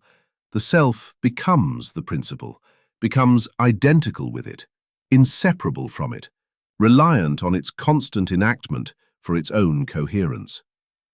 The people being served begin to function, in this structure, as necessary conditions for the giver's identity. They are needed in order for the giving to be possible. And when they are not present, when the role is withdrawn, when the service is no longer required, the vacuum this creates is not primarily about them. It is about the giver, whose organizing principle has lost its object. You might recognize this in a specific shape. A parent whose children have left and who cannot locate anything that feels like themselves in the silence that follows. Or someone whose partner recovered from illness, from crisis, from dependence, and who found when the care was no longer required that the care had been the whole self. The external situation changed. What was exposed was a structural dependency that had been running underneath the whole arrangement. Invisible because it was being narrated as devotion. The devotion may have been genuine. The dependency was also genuine. Both were present at the same time, drawing from the same source. There is a concept in certain strands of philosophy, not developed in a single tradition but appearing across several, about the way that a complete identification with a role or a function forecloses the possibility of being anything outside it. The person who becomes entirely a caregiver, entirely a servant of others' needs, has foreclosed a space that cannot be recovered simply by changing behavior. The foreclosure is interior. It lives in the habits of attention, in the reflexes of interpretation, in the practiced and deeply worn paths through which experience is processed. Changing behavior at the surface leaves all of that intact. The person gives less and still checks internally whether giving less is adequate, whether they have failed someone, whether the reduction will be held against them. The self-referential loop continues to run. The paradox that sits at the center of this is genuine. A life organized around the denial of the self is a life organized around the self. Not the self as an expansive, developing, open-ended thing, but the self as a fixed proposition, a sealed definition that must be maintained. The very rigidity of the self-erasure reveals that something is being defended. You do not maintain a definition this consistently unless the alternative, which is simply having no fixed definition, being someone whose self is still in formation, still subject to revision, feels more threatening than the maintenance costs. And the maintenance costs are high. They are paid in the compression of experience, in the ongoing labor of suppression, in the particular exhaustion that comes from inhabiting a self whose coherence depends on never letting the interior contradict the exterior. The egoist has a version of this cost too. The maintenance of a self whose significance must be constantly confirmed is also exhausting, also brittle. What is interesting is not the similarity of the cost, but what the similarity reveals. That both configurations are defenses. One defends against the threat of insignificance. The other defends against the threat of mattering too much, of wanting too explicitly, of being the one who places themselves in the center. The question of what is being defended against in the self-erasing configuration points somewhere early. It points to a time before the defense was chosen, before there was any reflective capacity to choose it, when something in the environment communicated, precisely, consistently, effectively, that having a self that makes demands is a liability.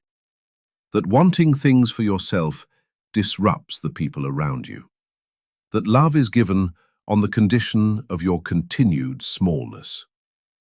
A person who received that communication and survived by complying did not make a mistake. They adapted to the available conditions. The adaptation simply became the self. And now the self is sitting inside its own architecture, mistaking the walls for its actual shape. Years pass in a particular way when you have organized your life around someone else's needs. They pass with a sense of purpose, of being occupied, of mattering in the way that visible usefulness makes a person feel they matter. And then something shifts. The children leave, the parent dies, the crisis resolves, the relationship ends, and what you expected to find waiting on the other side of all that giving is yourself, suspended there, held in place by the promise that you would get back to it. What you find instead is someone you don't entirely recognize, not because you changed beyond recognition, because the person who was supposed to be preserved by the deferral was never preserved at all. They kept living. They just lived without you. This is the specific quality of time that most accounts of self-sacrifice fail to reckon with honestly. The common narrative allows for deferral. It treats the self as something that can be set down and returned to, like a book left open at a page. You will come back to it when things settle, when the obligation lifts, when you finally have the conditions that would make it possible to ask what you actually want.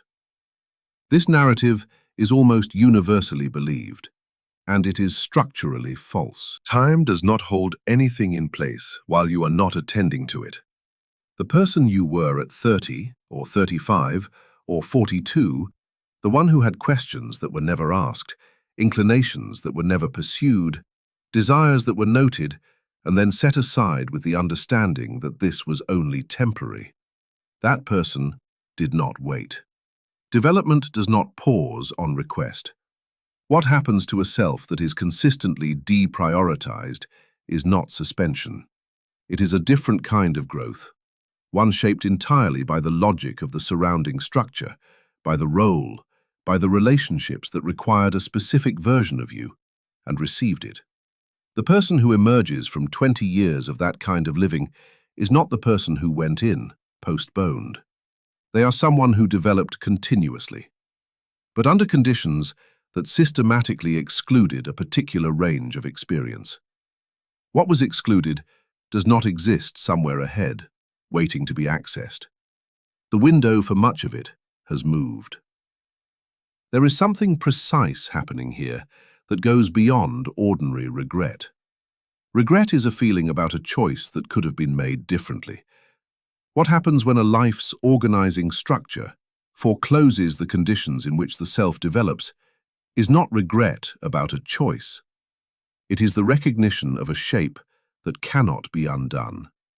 The shape of a person whose formative years, whose middle years, whose entire span of active development was spent building outward toward others, while the interior remained largely unconstructed. And this is not about whether the outward building produced good things. It may have produced extraordinary things.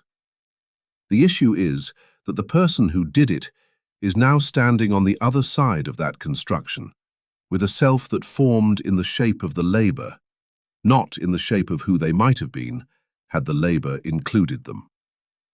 You have probably heard some version of the idea that it is never too late. It arrives as consolation and is meant generously. What it tends to obscure is that late is a real condition with real structural consequences, and acknowledging this is not pessimism, it is accuracy. A person who begins, at 55, to ask what they actually want is genuinely free to ask. The question is real. But the person asking it is not the same as the 25-year-old version of that same person who might have asked it then. And the life available for building around the answer is not identical in its possibilities. Not because age closes everything, it does not, but because development is not reversible, and restarting is not the same as continuing. The person who returns to themselves after decades of organized deferral is beginning something, and beginning something at 55 is a real thing that a real person can do. It is also categorically different from having done it at 25 or 30 or 35. The tendency to treat this as an argument for urgency, for acting now while time remains, misses something essential about the situation. The problem is not simply that time is running out. The problem is that the person who deferred did not make that choice in full possession of what they were forfeiting. They deferred because the structure around them made deferral feel like the only available response, because the needs of others were present and immediate, and the needs of the self were future and deferrable. And this made the calculus feel obvious, even when nothing about it was. The unfairness of the situation is not primarily about the outcome. It is about the conditions under which the decision was made, or rather, the conditions under which no decision was recognizably available. Here is what the irreversibility actually looks like in practice. A person spends 15 years as the primary caregiver for a parent with a long illness. During those 15 years, certain paths narrow and close: professional, relational, geographical. The person knew in some general way that this was happening. They accepted it as the cost. When the parent dies, they grieve, and then they begin to look at what is available to them. They find that they are 50, and that the person they are at 50 is someone who has not developed in certain directions for 15 years, and that the absence of development in those directions is itself a fact about them now. The paths that closed did not reopen when the caregiving ended. The person who would have taken those paths no longer exists in the same form, because 15 years of not developing in those directions has made a person who is different from the one who would have developed through them. This is not tragedy in the dramatic sense. It is just the actual shape of how time works on a life. What makes this particularly difficult to sit with is that the sacrifice, in cases like this, is often entirely genuine. The person did not give those 15 years under protest. They gave them because they loved the parent, because they believed it was right, because they could not imagine having done otherwise. And all of that is true. The love was real, the conviction was real, the sacrifice was real, and the cost to the self's development was also real. These do not cancel each other. They exist simultaneously, and the simultaneity is what makes the situation genuinely hard, rather than simply unfortunate. The premise that a life lived for others returns a whole self to you when you have finished. This premise was never examined because it was never presented as a premise. It was presented as something obvious, something that required no examination, something that the arrangement simply implied. Of course you will still be there when it is over. Where else would you go? But the self does not wait in that way. It develops into the shape of its conditions, and conditions that systematically exclude certain kinds of development produce a person who is genuinely different from the one who would have developed under other conditions. The self that emerges from the deferral is real. It is also not the one that was promised to be waiting. And this is the piece that no version of consolation fully addresses. The person who has deferred themselves for years and is now looking at what remains is not simply dealing with reduced time and a shorter horizon. They are dealing with the fact that the self doing the looking is already shaped by the deferral, already formed around the absence of those specific experiences, already organized by the habits and reflexes of the years that prioritized everything except the question of what they themselves needed. The looking is being done by someone whose instruments of looking were themselves shaped by the arrangement. You cannot step outside that and see it cleanly from somewhere neutral. The examination is being conducted from inside the thing being examined. What this leaves you with is not hopelessness. It is a much more specific discomfort. The recognition that there is no position from which the cost can be fully seen because the cost includes the shaping of the very faculties through which the cost would be assessed. The person who gave those years away is not in possession of a self that was untouched by the giving. They are in possession of a self that formed through it, and that self is real, and it can do real things, and it is the only self available. The question of who might have been is genuinely unanswerable, not because the past is unknowable, but because the alternative person was never formed and so has no characteristics to be named. What remains open is not the question of worth, whether the sacrifice was worth it. That question tends to produce answers that are determined by temperament and mood rather than by anything stable enough to hold. What remains open is something harder. What do you do with a self that formed the way this one did, shaped by what it served, marked by what it declined to ask, and now standing in a life that is not the postponed version, but is simply the life that is here? There is a line that most people never locate precisely, and the difficulty of locating it is not incidental. It is what allows certain arrangements to persist for decades without ever being named. The line runs between a life that contains radical self-giving and a life whose organizing premise is that your own desires are by nature illegitimate. From the outside, these two configurations can look identical for years. From the inside, they feel almost identical, at least in the early stages. But they are structured entirely differently. And the difference is not a matter of degree.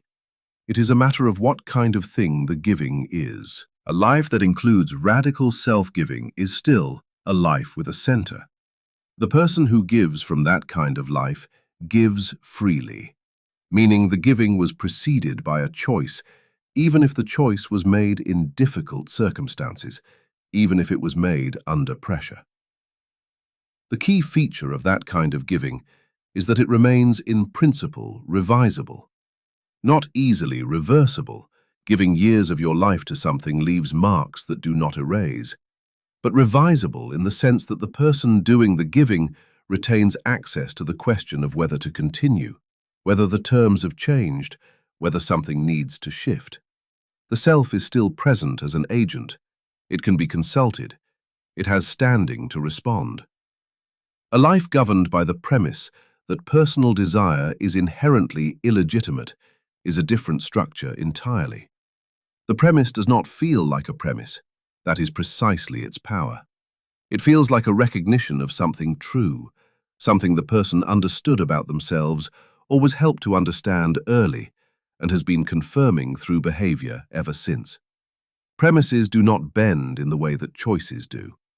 You cannot revise a premise by deciding to revise it, because the premise is already operating at the level from which decisions are made. The person who holds, at a foundational level, the conviction that their wanting is a form of excess, a disruption of the people around them, an imposition, a moral failure in potential. That person does not simply choose one day to stop holding that conviction. The conviction is the lens. Changing a lens from inside the eye is not the same as choosing a different book to read. Think about what the premise actually governs. It governs not just the large decisions, whether to pursue a particular path, whether to ask for something directly, but the texture of daily life. The moment when a person notices what they want and immediately processes that noticing as a problem to be managed rather than a signal to be taken seriously. The reflex that redirects attention from the interior to the exterior before the interior has even had time to register clearly. These are not behaviors that get adopted consciously and abandoned consciously. They are grooves cut by repetition so early and so often that they constitute what the person experiences as their natural way of being in the world. The premise has become the structure through which experience arrives.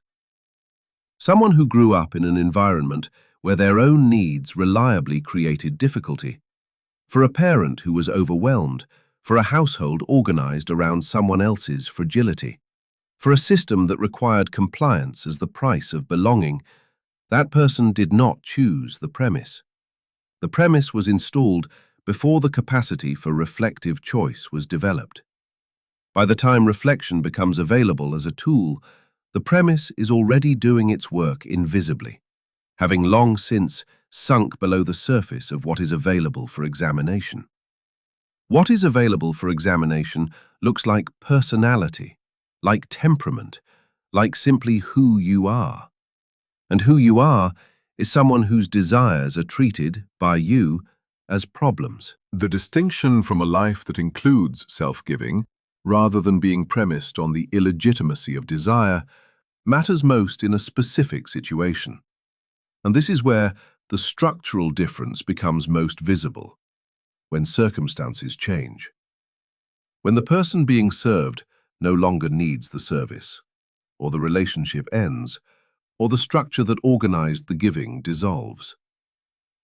The person who has been giving from a center, who has been making choices, even costly ones, from a self that retained its agency, that person faces a real loss when the role ends.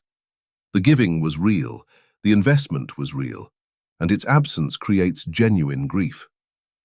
But there is a residual self that can orient to what comes next. The self was not identical with the giving, it was the thing that was giving. The person whose life was premised on the illegitimacy of their own desires faces something different. When the structure that organized the giving dissolves, the question of what comes next cannot be answered by reaching for the self that was set aside, because there was no self that was set aside in the revisable sense. What was set aside was denied categorically. The desires that were declared illegitimate did not remain available for retrieval. They were shaped, over years, by the consistent response they received. Desire that is consistently refused does not stay intact and clear. It distorts. It loses confidence in its own validity. It may eventually stop presenting itself at all, not because it has been resolved, but because the refusal was so complete that the desire no longer trusts its own standing. You can inherit this premise from a parent who held it about themselves. That is one of the more insidious ways it travels, not as a statement, not as instruction, but as a demonstration. A child who watches a parent systematically refuse their own desires, who absorbs the emotional grammar of that refusal as simply how adults relate to themselves, who learns to read their own wanting through that grammar, that child has been given a premise, not a lesson. Lessons can be examined and revised. Premises operate before examination begins. The question of whether a life includes self-giving, or is governed by the premise of self-illegitimacy, is therefore not a question that can always be answered from the inside during the life. It is often most clearly visible in retrospect, and even then, not cleanly. The person who is given generously and freely and finds themselves in later life able to name what they gave and what they received and what they chose. That person was likely operating from something resembling a center, even if that center was under pressure for years. The person who finds themselves in later life unable to locate what they actually wanted at any earlier point, not because they forgot, but because the wanting was so consistently treated as illegitimate that it stopped arriving in a form that felt like wanting. That person was likely living inside the premise. There is a generosity in naming this carefully, because the temptation is to treat it as a moral failure, as something the person should have noticed and corrected earlier. But the premise, by definition, operates at the level that produces the noticing. A person whose faculty of self-attention was shaped by the conviction that their desires are a form of excess cannot use that same faculty to see the shaping clearly. The instrument and the object of investigation are the same instrument. This is not a solvable problem in any clean sense. It is a constraint, a real one, with real consequences and no straightforward exit. What this leaves open is the question of what changes, if anything does, once the distinction is visible. Visibility alone does not transform a premise. Knowing, intellectually, that you have been operating from a foundational belief that your desire is illegitimate does not automatically restore the desire to legibility. The belief has been doing structural work for years, and the structure it built does not dismantle at the moment of recognition. What recognition does, if it does anything, is create a small amount of separation between the person and the premise. A sliver of space in which the premise can be observed as a premise rather than as a transparent description of reality. That space is not much. It is also not nothing. Whether anything can be built in that space depends on things that are not under the control of the person standing in it. How long the premise has been running, how thoroughly it shaped the habits of attention, whether there are relationships in the present that allow for a different kind of exchange, whether circumstances permit the very slow and often uncomfortable process of learning to take one's own noticing seriously. None of this is guaranteed, and the life that was organized by the premise has already been lived. The years that passed inside that structure passed in that structure. What comes after is genuinely uncertain, and not in the open, hopeful way that uncertainty is often described. Uncertain in the way that a person standing at a real edge is uncertain. Not knowing what the ground is, not knowing if there is any, and having to make some decision about weight and movement anyway. Martyrdom has a witness.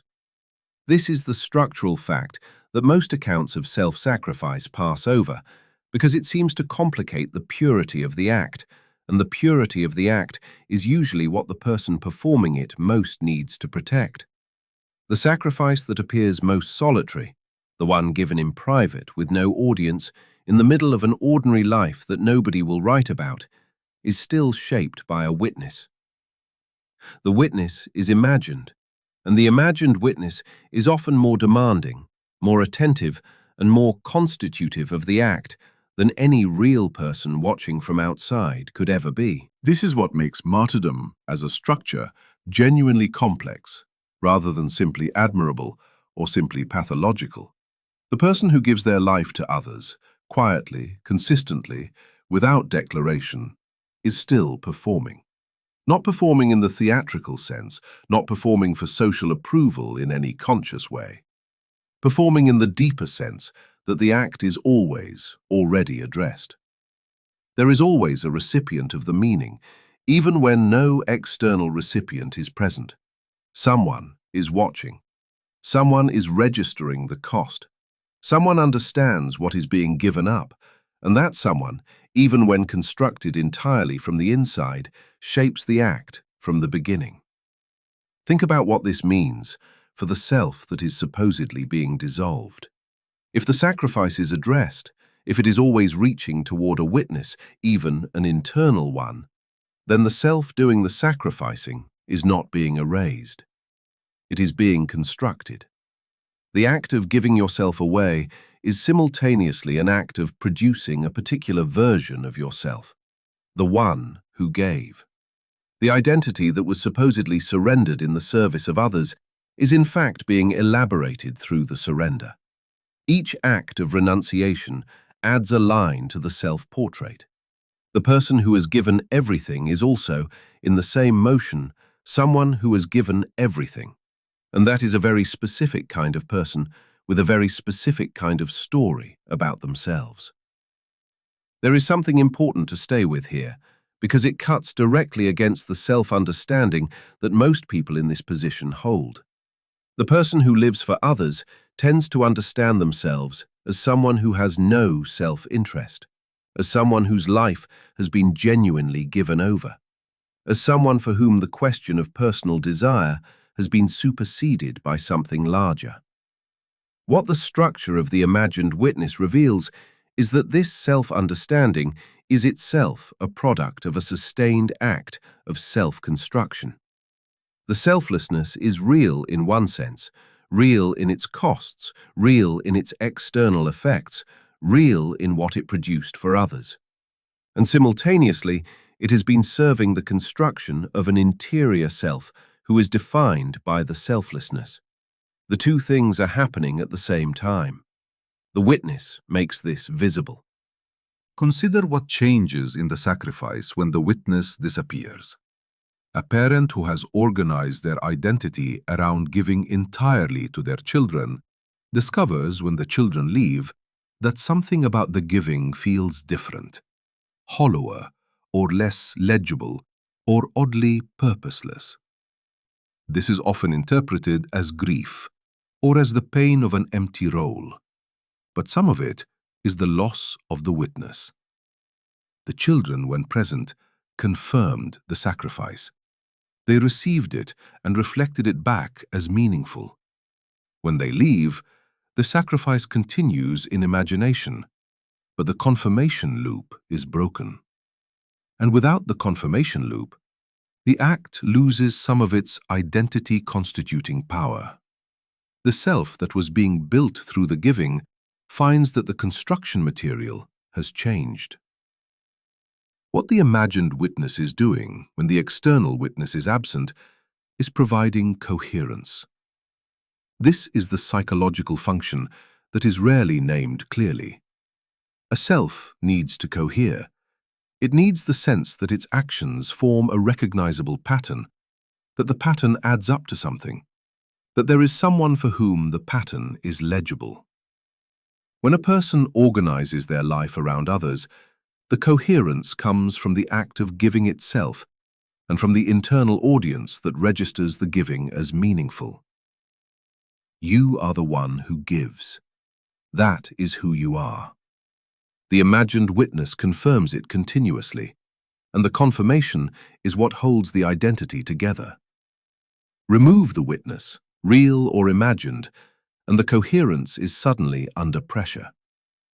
This is one of the specific ways in which a life given entirely to others can become, beneath the surface of its selflessness, a life organized around the production of a very particular self-image. The image is of someone who gives, who endures, who asks for nothing, who makes their needs small and their service large.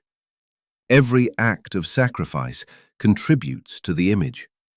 Every occasion of going without, every moment of choosing the other person's need over your own, every private renunciation that nobody sees, all of it is building something. The fact that what it is building is invisible to the person building it does not mean the construction is not happening.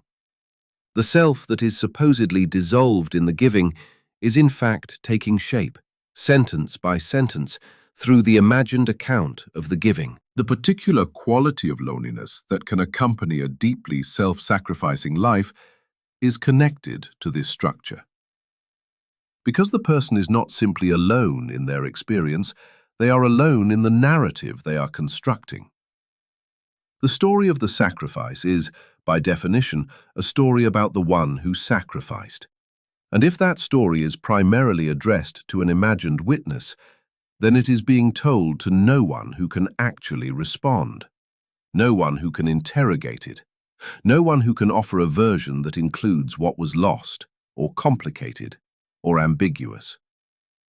The imagined witness does not push back. The imagined witness is perfectly attentive, perfectly appreciative, and perfectly unable to say anything that the narrator did not already intend. You can carry an entire autobiography addressed to this interior audience, a comprehensive, detailed account of everything given and everything foregone, and the account will be exhaustively shaped by the premises the narrator brought to it. The imagined witness will confirm the premises rather than disturb them. And so the self that forms through this process is a self that has been constructed in a closed loop, receiving precisely the validation it was built to generate. and protected from the kind of friction that might reveal what the construction was actually for. What remains genuinely unresolved here is the question of whether this is a failure of the life or simply a feature of how a self forms under any conditions. A self always forms in relation to others, real or imagined. The construction is never purely private. But there is a difference between a self that forms in relation to actual others who respond unpredictably, and a self that forms in relation to an interior audience that cannot surprise it. The first kind of self is tested, the second kind of self is confirmed. And a self that has been confirmed rather than tested over decades is a self whose structure has never been under real pressure, even if the life that produced it was full of exhausting labor, real cost, and genuine devotion. The devotion was real, the confirmation was also real, and the self that formed in the space between them is a specific kind of construction shaped by what the witness was required to see. The question of what you owe other people feels like a moral question, but it rests on something prior. Before obligation, there is identity.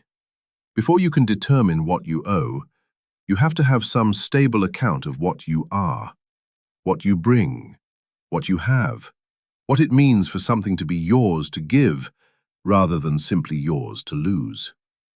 And if that prior question has never been resolved, if the self that would have needed to form in order to answer it was shaped instead by decades of outward orientation, organized around others' needs, others' definitions, others' measures of what mattered, then the question of obligation arrives without the foundation it requires.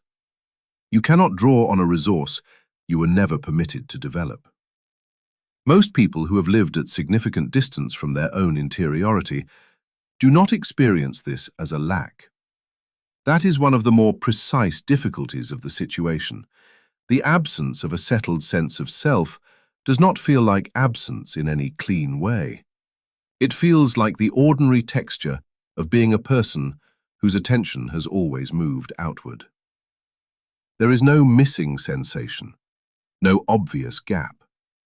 What is absent cannot announce itself as absent because the very faculty that would notice the gap, the practiced habit of turning attention inward, asking what you want, taking the answer seriously, building a life that is partially structured around that answer, is the faculty that was never developed, or that was systematically redirected before it could take hold.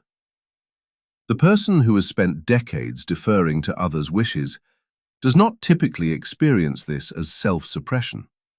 They experience it as being responsive, as being present, as being good at reading what the situation requires. The problem compounds when the question of obligation is introduced from the outside. Someone asks, or circumstances demand, that you decide what you owe, whether to a relationship, a family member, a role, an institution. The person who has a relatively solid account of themselves, even an imperfect one, can bring that self into contact with the question. They can ask what feels right, what feels excessive, what feels hollow, and those questions have some purchase because there is an interior reference point to consult. The person who has organized themselves almost entirely in reference to others reaches for that interior point and finds it either absent or so lightly constructed that it cannot hold the weight of a decision. And so the decision is made by the same mechanism that made all the others, by reading what the situation seems to require, by attending to what others appear to need, by finding the answer that produces the least disruption. This is not a failure of will. Framing it as weakness misses the structure of what actually happened. A person does not choose to have no interior reference point. The reference point forms, or fails to form, over years of accumulated experience, through the responses that were given to early acts of self-assertion, through the models available for how a person relates to their own wanting, through the degree to which a life's circumstances allowed for the slow accumulation of self-knowledge that only comes from being allowed to be consequential, allowed to want something, to act on it, to see what the wanting produces, and to adjust. If those conditions were absent, if wanting reliably produced guilt or disruption or punishment, or simply the disapproval of someone whose approval was necessary for survival, then the self that would have formed through that process was prevented from forming. What takes its place is a self shaped by the conditions that were present, and those conditions were conditions of outward orientation. What you cannot know, if you are inside this situation, is what you have been failing to give because you have been failing to have. This is the specific cruelty of the dynamic. The person who has given everything to others and arrives at the question of obligation, having never resolved the prior question of identity, has not simply been generous beyond measure. They have also been giving from a depleted or undeveloped source, and the people receiving that giving have been shaped by what arrived. They received a person who was organized around them, which is a specific kind of presence, attentive, responsive, adaptive, skilled at detecting and meeting need, but also a presence in which the other person, the giver, was largely absent as a distinct, separate, fully inhabited human being. Children who grow up with a parent whose self has been subsumed almost entirely into the parental role receive that specific kind of presence. They are cared for. They are also, in a particular and lasting way, deprived of the experience of being genuinely encountered by a person who was fully there on their own terms. There is something the recipient of total self-giving rarely consciously registers, but often responds to as a weight they cannot quite name.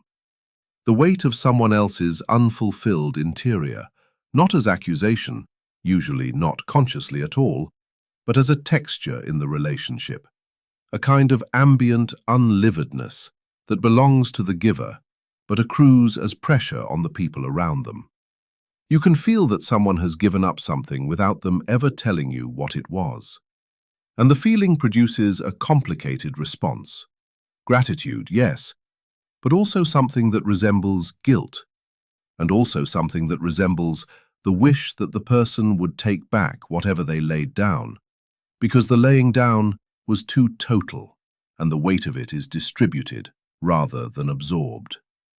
The question of obligation, when it finally arrives explicitly, often arrives too late.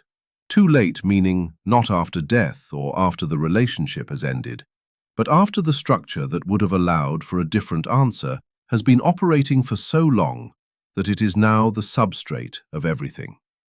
By the time someone asks themselves what they actually owe, rather than simply responding to what seems to be demanded, the years in which the question could have been answered differently have passed.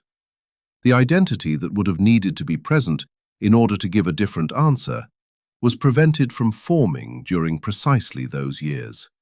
And so the question arrives asking for something from a person who does not have it in the form the question requires. What remains is this: you cannot know what you owe without knowing what you are. And knowing what you are is not a philosophical luxury, not an exercise in introspection for its own sake. It is the precondition for any relationship of genuine exchange, including the most devoted, most sacrificing, most generously given relationship imaginable. Even radical self-giving requires a self from which the giving proceeds. Without that, what is given is not the self freely offered. What is given is whatever accumulated in the space where the self would have been, shaped by the people and structures that filled that space before the person had any say in the matter. And whether that constitutes giving or simply transmission is a question that the person who gave cannot usually answer. They are too close to the center of it. The center is the problem. There is a point at which total self-giving undergoes a quiet inversion.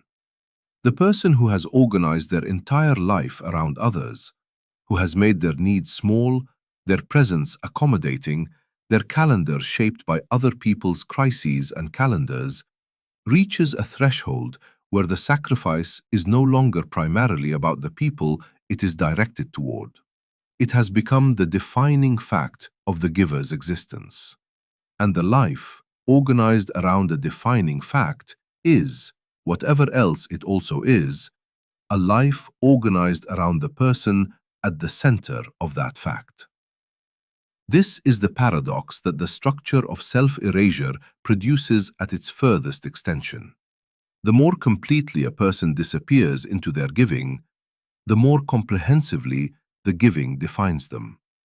Every relationship, every decision, every year spent in service contributes to a story whose main character is the one who gave up the most. The people served become the occasion for the story rather than its subject. They are present as recipients, as reasons, as the ones for whom the sacrifice was made. But the narrative coherence, the weight, the meaning of the whole, that belongs to the giver. The giver is who the story is about. The giver is always at the center. What makes this outcome particularly difficult to see from inside is that it feels like it's opposite.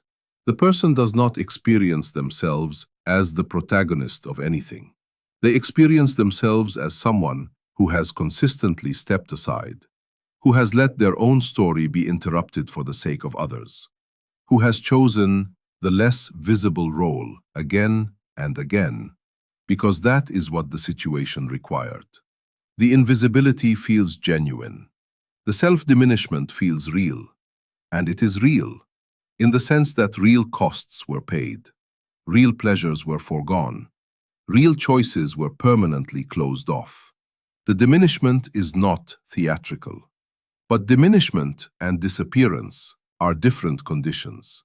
And the one that feels most like disappearance can sometimes be the one that has most thoroughly constructed a self around the texture of its own smallness. The person who has been the indispensable one, the parent who sacrificed a career, the partner who organized their life around the other's ambition, the child who stayed to care for an aging family member while siblings moved away, carries the weight of that indispensability as something close to identity. Remove the role, and the identity does not quietly retreat into the background, waiting to be filled by something else. The identity collapses, because it was the role. And what becomes visible in the collapse is not a suppressed interior life finally emerging. What becomes visible is how thoroughly the role had been serving as the self's entire architecture.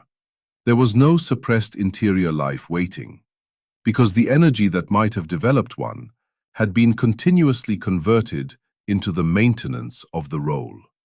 A woman who spent 30 years as the emotional center of a large family, managing its conflicts, absorbing its disappointments, distributing her attention in proportion to each person's expressed need, who then finds herself, after those years, genuinely alone, often discovers something she cannot quite name. She is not grieving the family. She is not grieving the labor. She is grieving the coherence. The family gave her a way of being organized, a way of understanding why she was present and what she was for. Without it, she finds that the question of what she is for has no ready answer. Not because the answer is complicated, but because the question was never hers to ask during the years when the answer might have accumulated. This is the specific loneliness at the center of the paradox. Having given everything, the person arrives at a late stage of life, or a late stage of a relationship, or a late stage of a role as the sole occupant of a story about giving. The story is real, the giving was real, but the audience it was addressed to has dispersed, or grown, or moved on to their own concerns, as they were always going to. And the person who gave remains with the story, holding it, continuing to tend to it, even without an audience, because the story is all that remains of the self that the giving produced.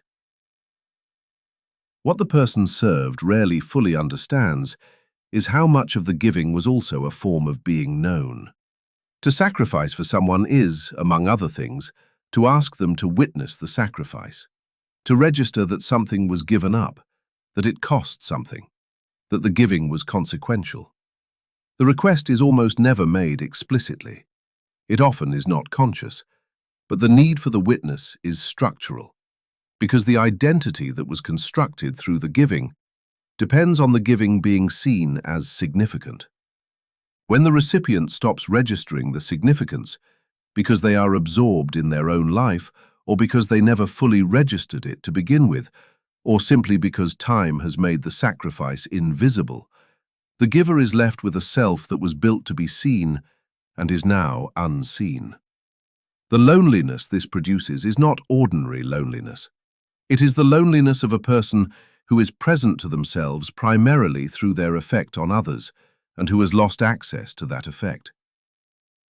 Living entirely for others, taken to its conclusion, produces a person who has given everything and ended up as the most prominent figure in their own interior landscape, present to themselves as the one who gave, defined by what was renounced, structured around the memory of sacrifice.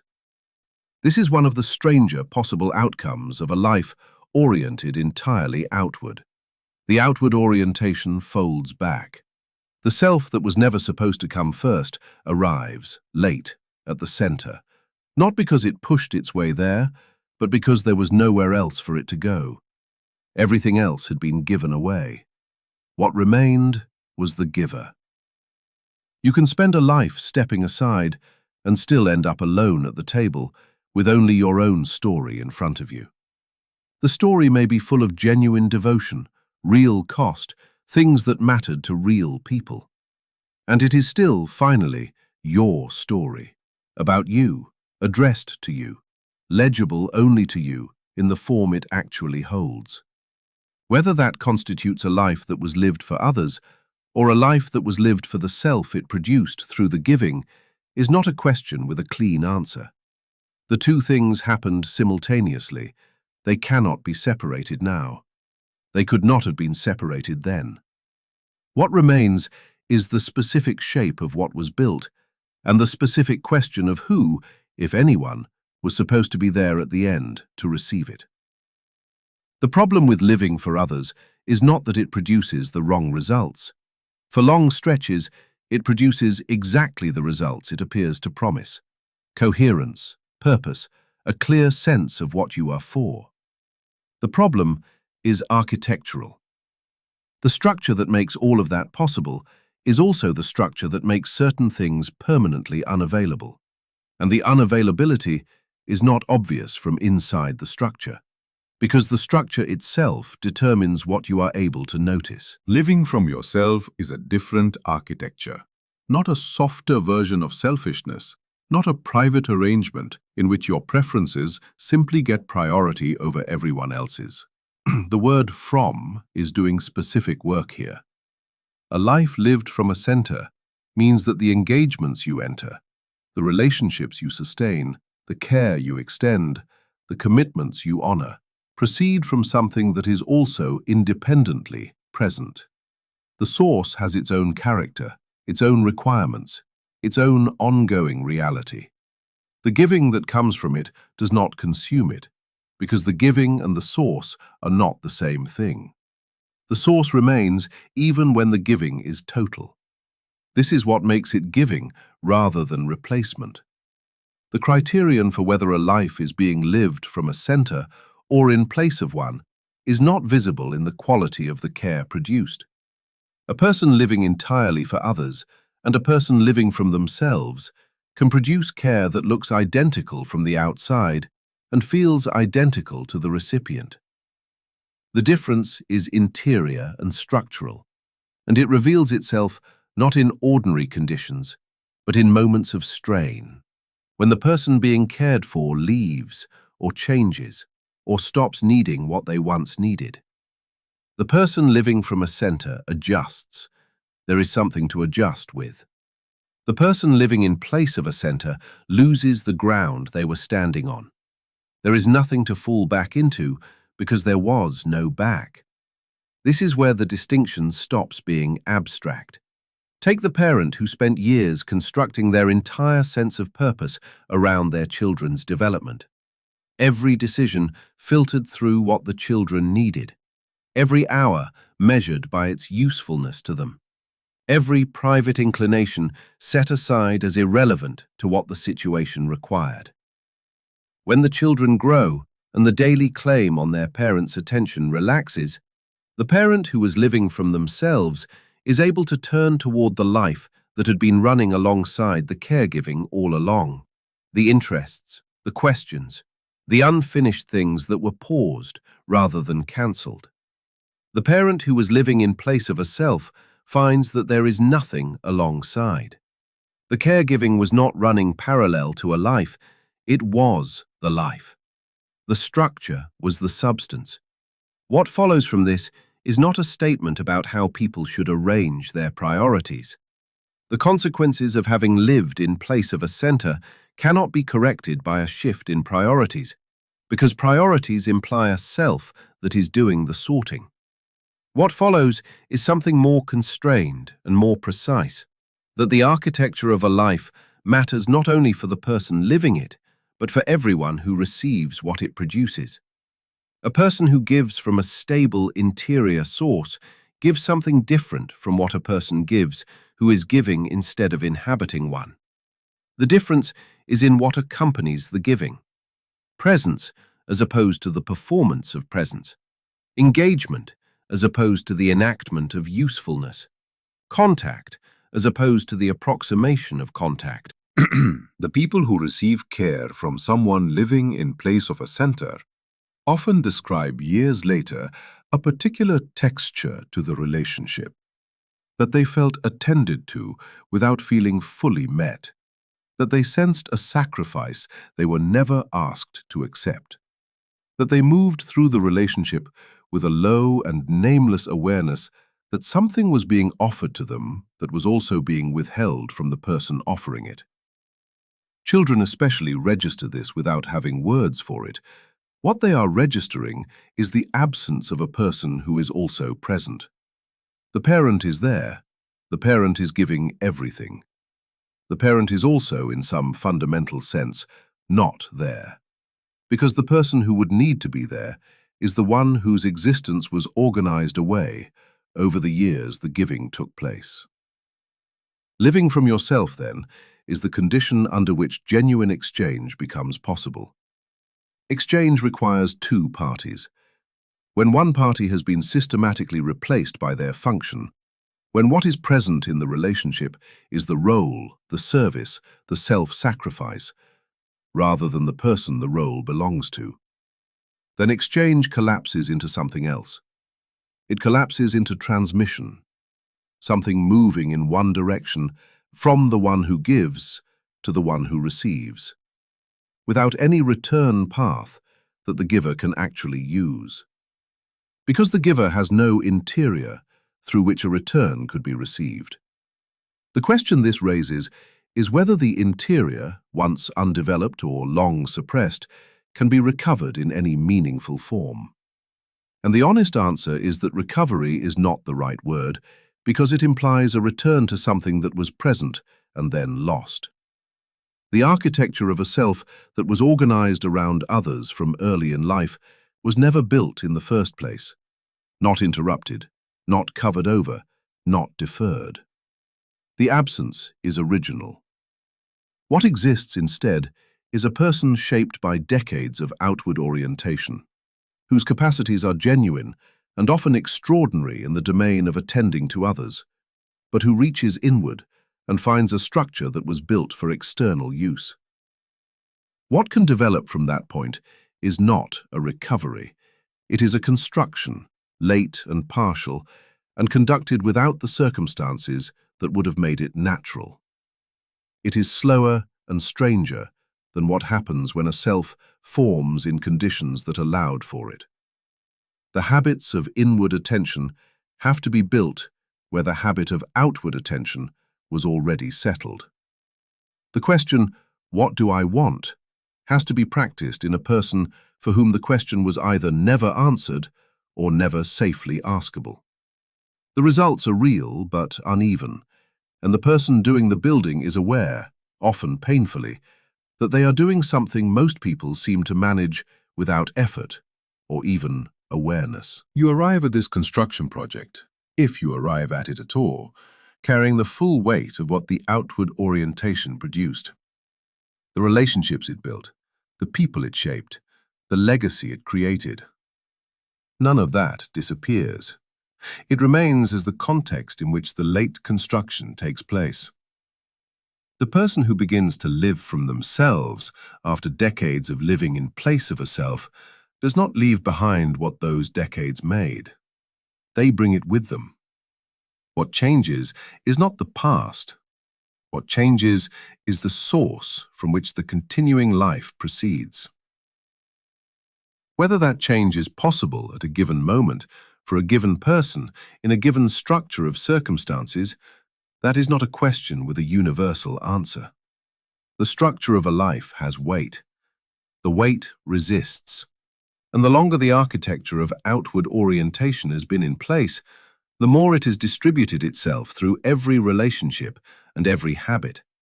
The more a shift in the underlying source feels like a reordering of everything, rather than simply a change in how one person relates to their own interior. That reordering costs something real. Whether the cost is one the person can sustain, or is willing to sustain, or has enough time to sustain, none of that is given in advance.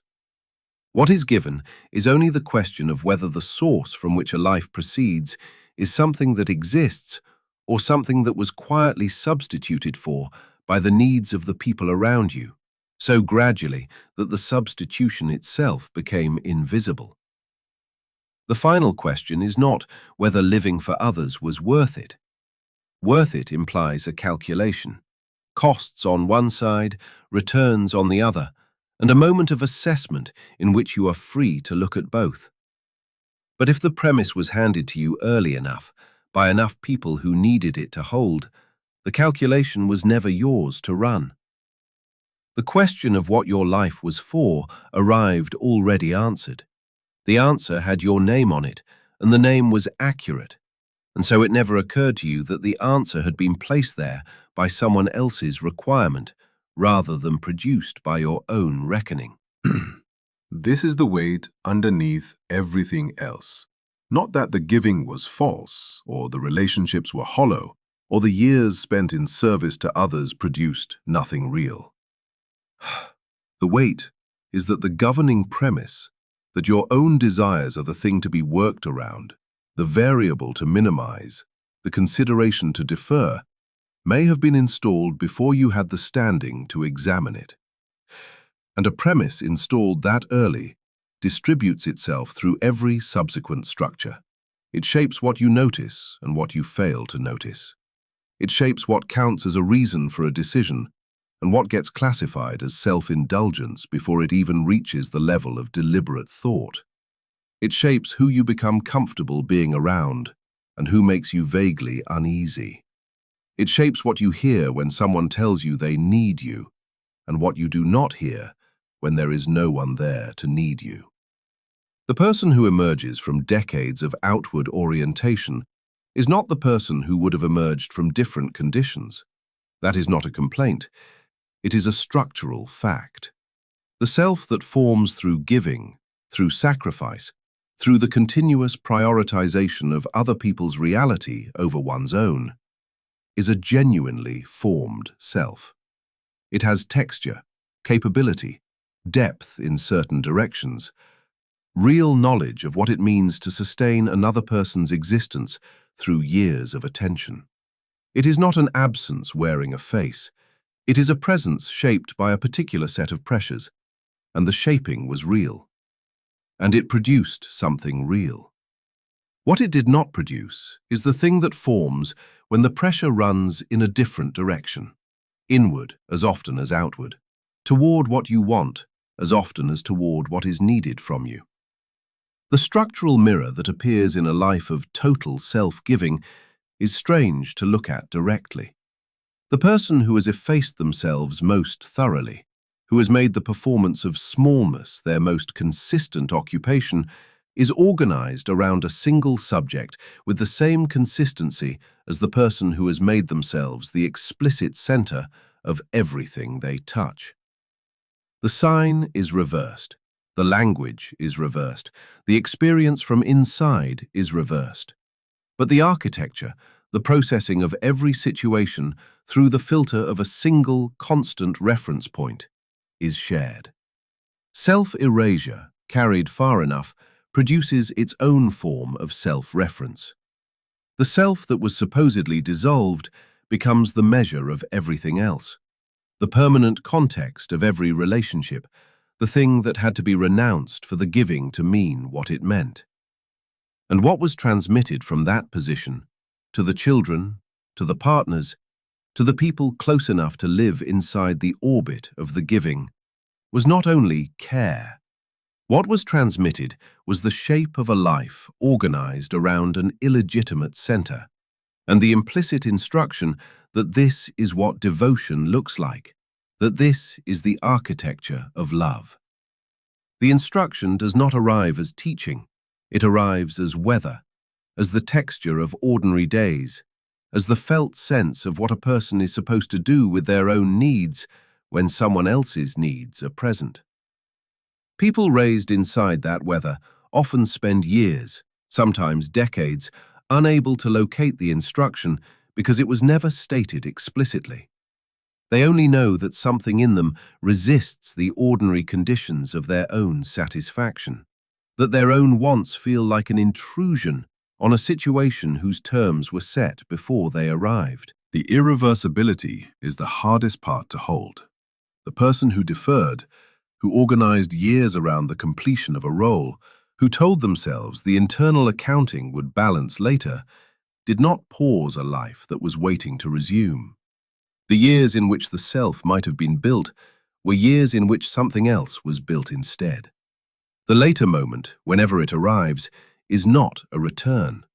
It is a late beginning, in a different body, in a different set of circumstances, with different capacities and different deficits than the beginning that did not happen. What was deferred was not stored. It aged, or it changed form, or it simply was not there when the deferral ended. You are holding something real at this moment, if the question has been landing anywhere close to your own life. The weight of it is not rhetorical. The question of whether you have been giving from a place that exists or giving instead of allowing such a place to exist, that question does not answer itself in the asking, and it is not easier to sit with just because you have heard it articulated. If anything, articulation makes it heavier, because a question you cannot name is easier to leave unexamined. Once it has a shape, you know what you are looking at when you look away. What remains when everything else has been examined is not a directive. Living from yourself is possible, and it is different from selfishness, and it enables a quality of exchange that giving in place of a self cannot produce. But knowing this does not close the distance between where a person is and what a different architecture would require. The distance is real. The habits are real. The relationships that were formed around the existing structure are real, and they have weight, and they will not reorder themselves because the source of the giving quietly shifts. The only thing this leaves you with is the question itself, held in your own specific circumstances against your own specific history. Not the question of what you should have done, which is closed, the question of what the source actually is, right now, from which the life you are continuing to live proceeds. Whether something exists there that is yours independently, or whether the answer to that question is still waiting to be formed, or was formed so long ago by other people's requirements that it would take something close to an excavation to find where your own answer begins. Good night.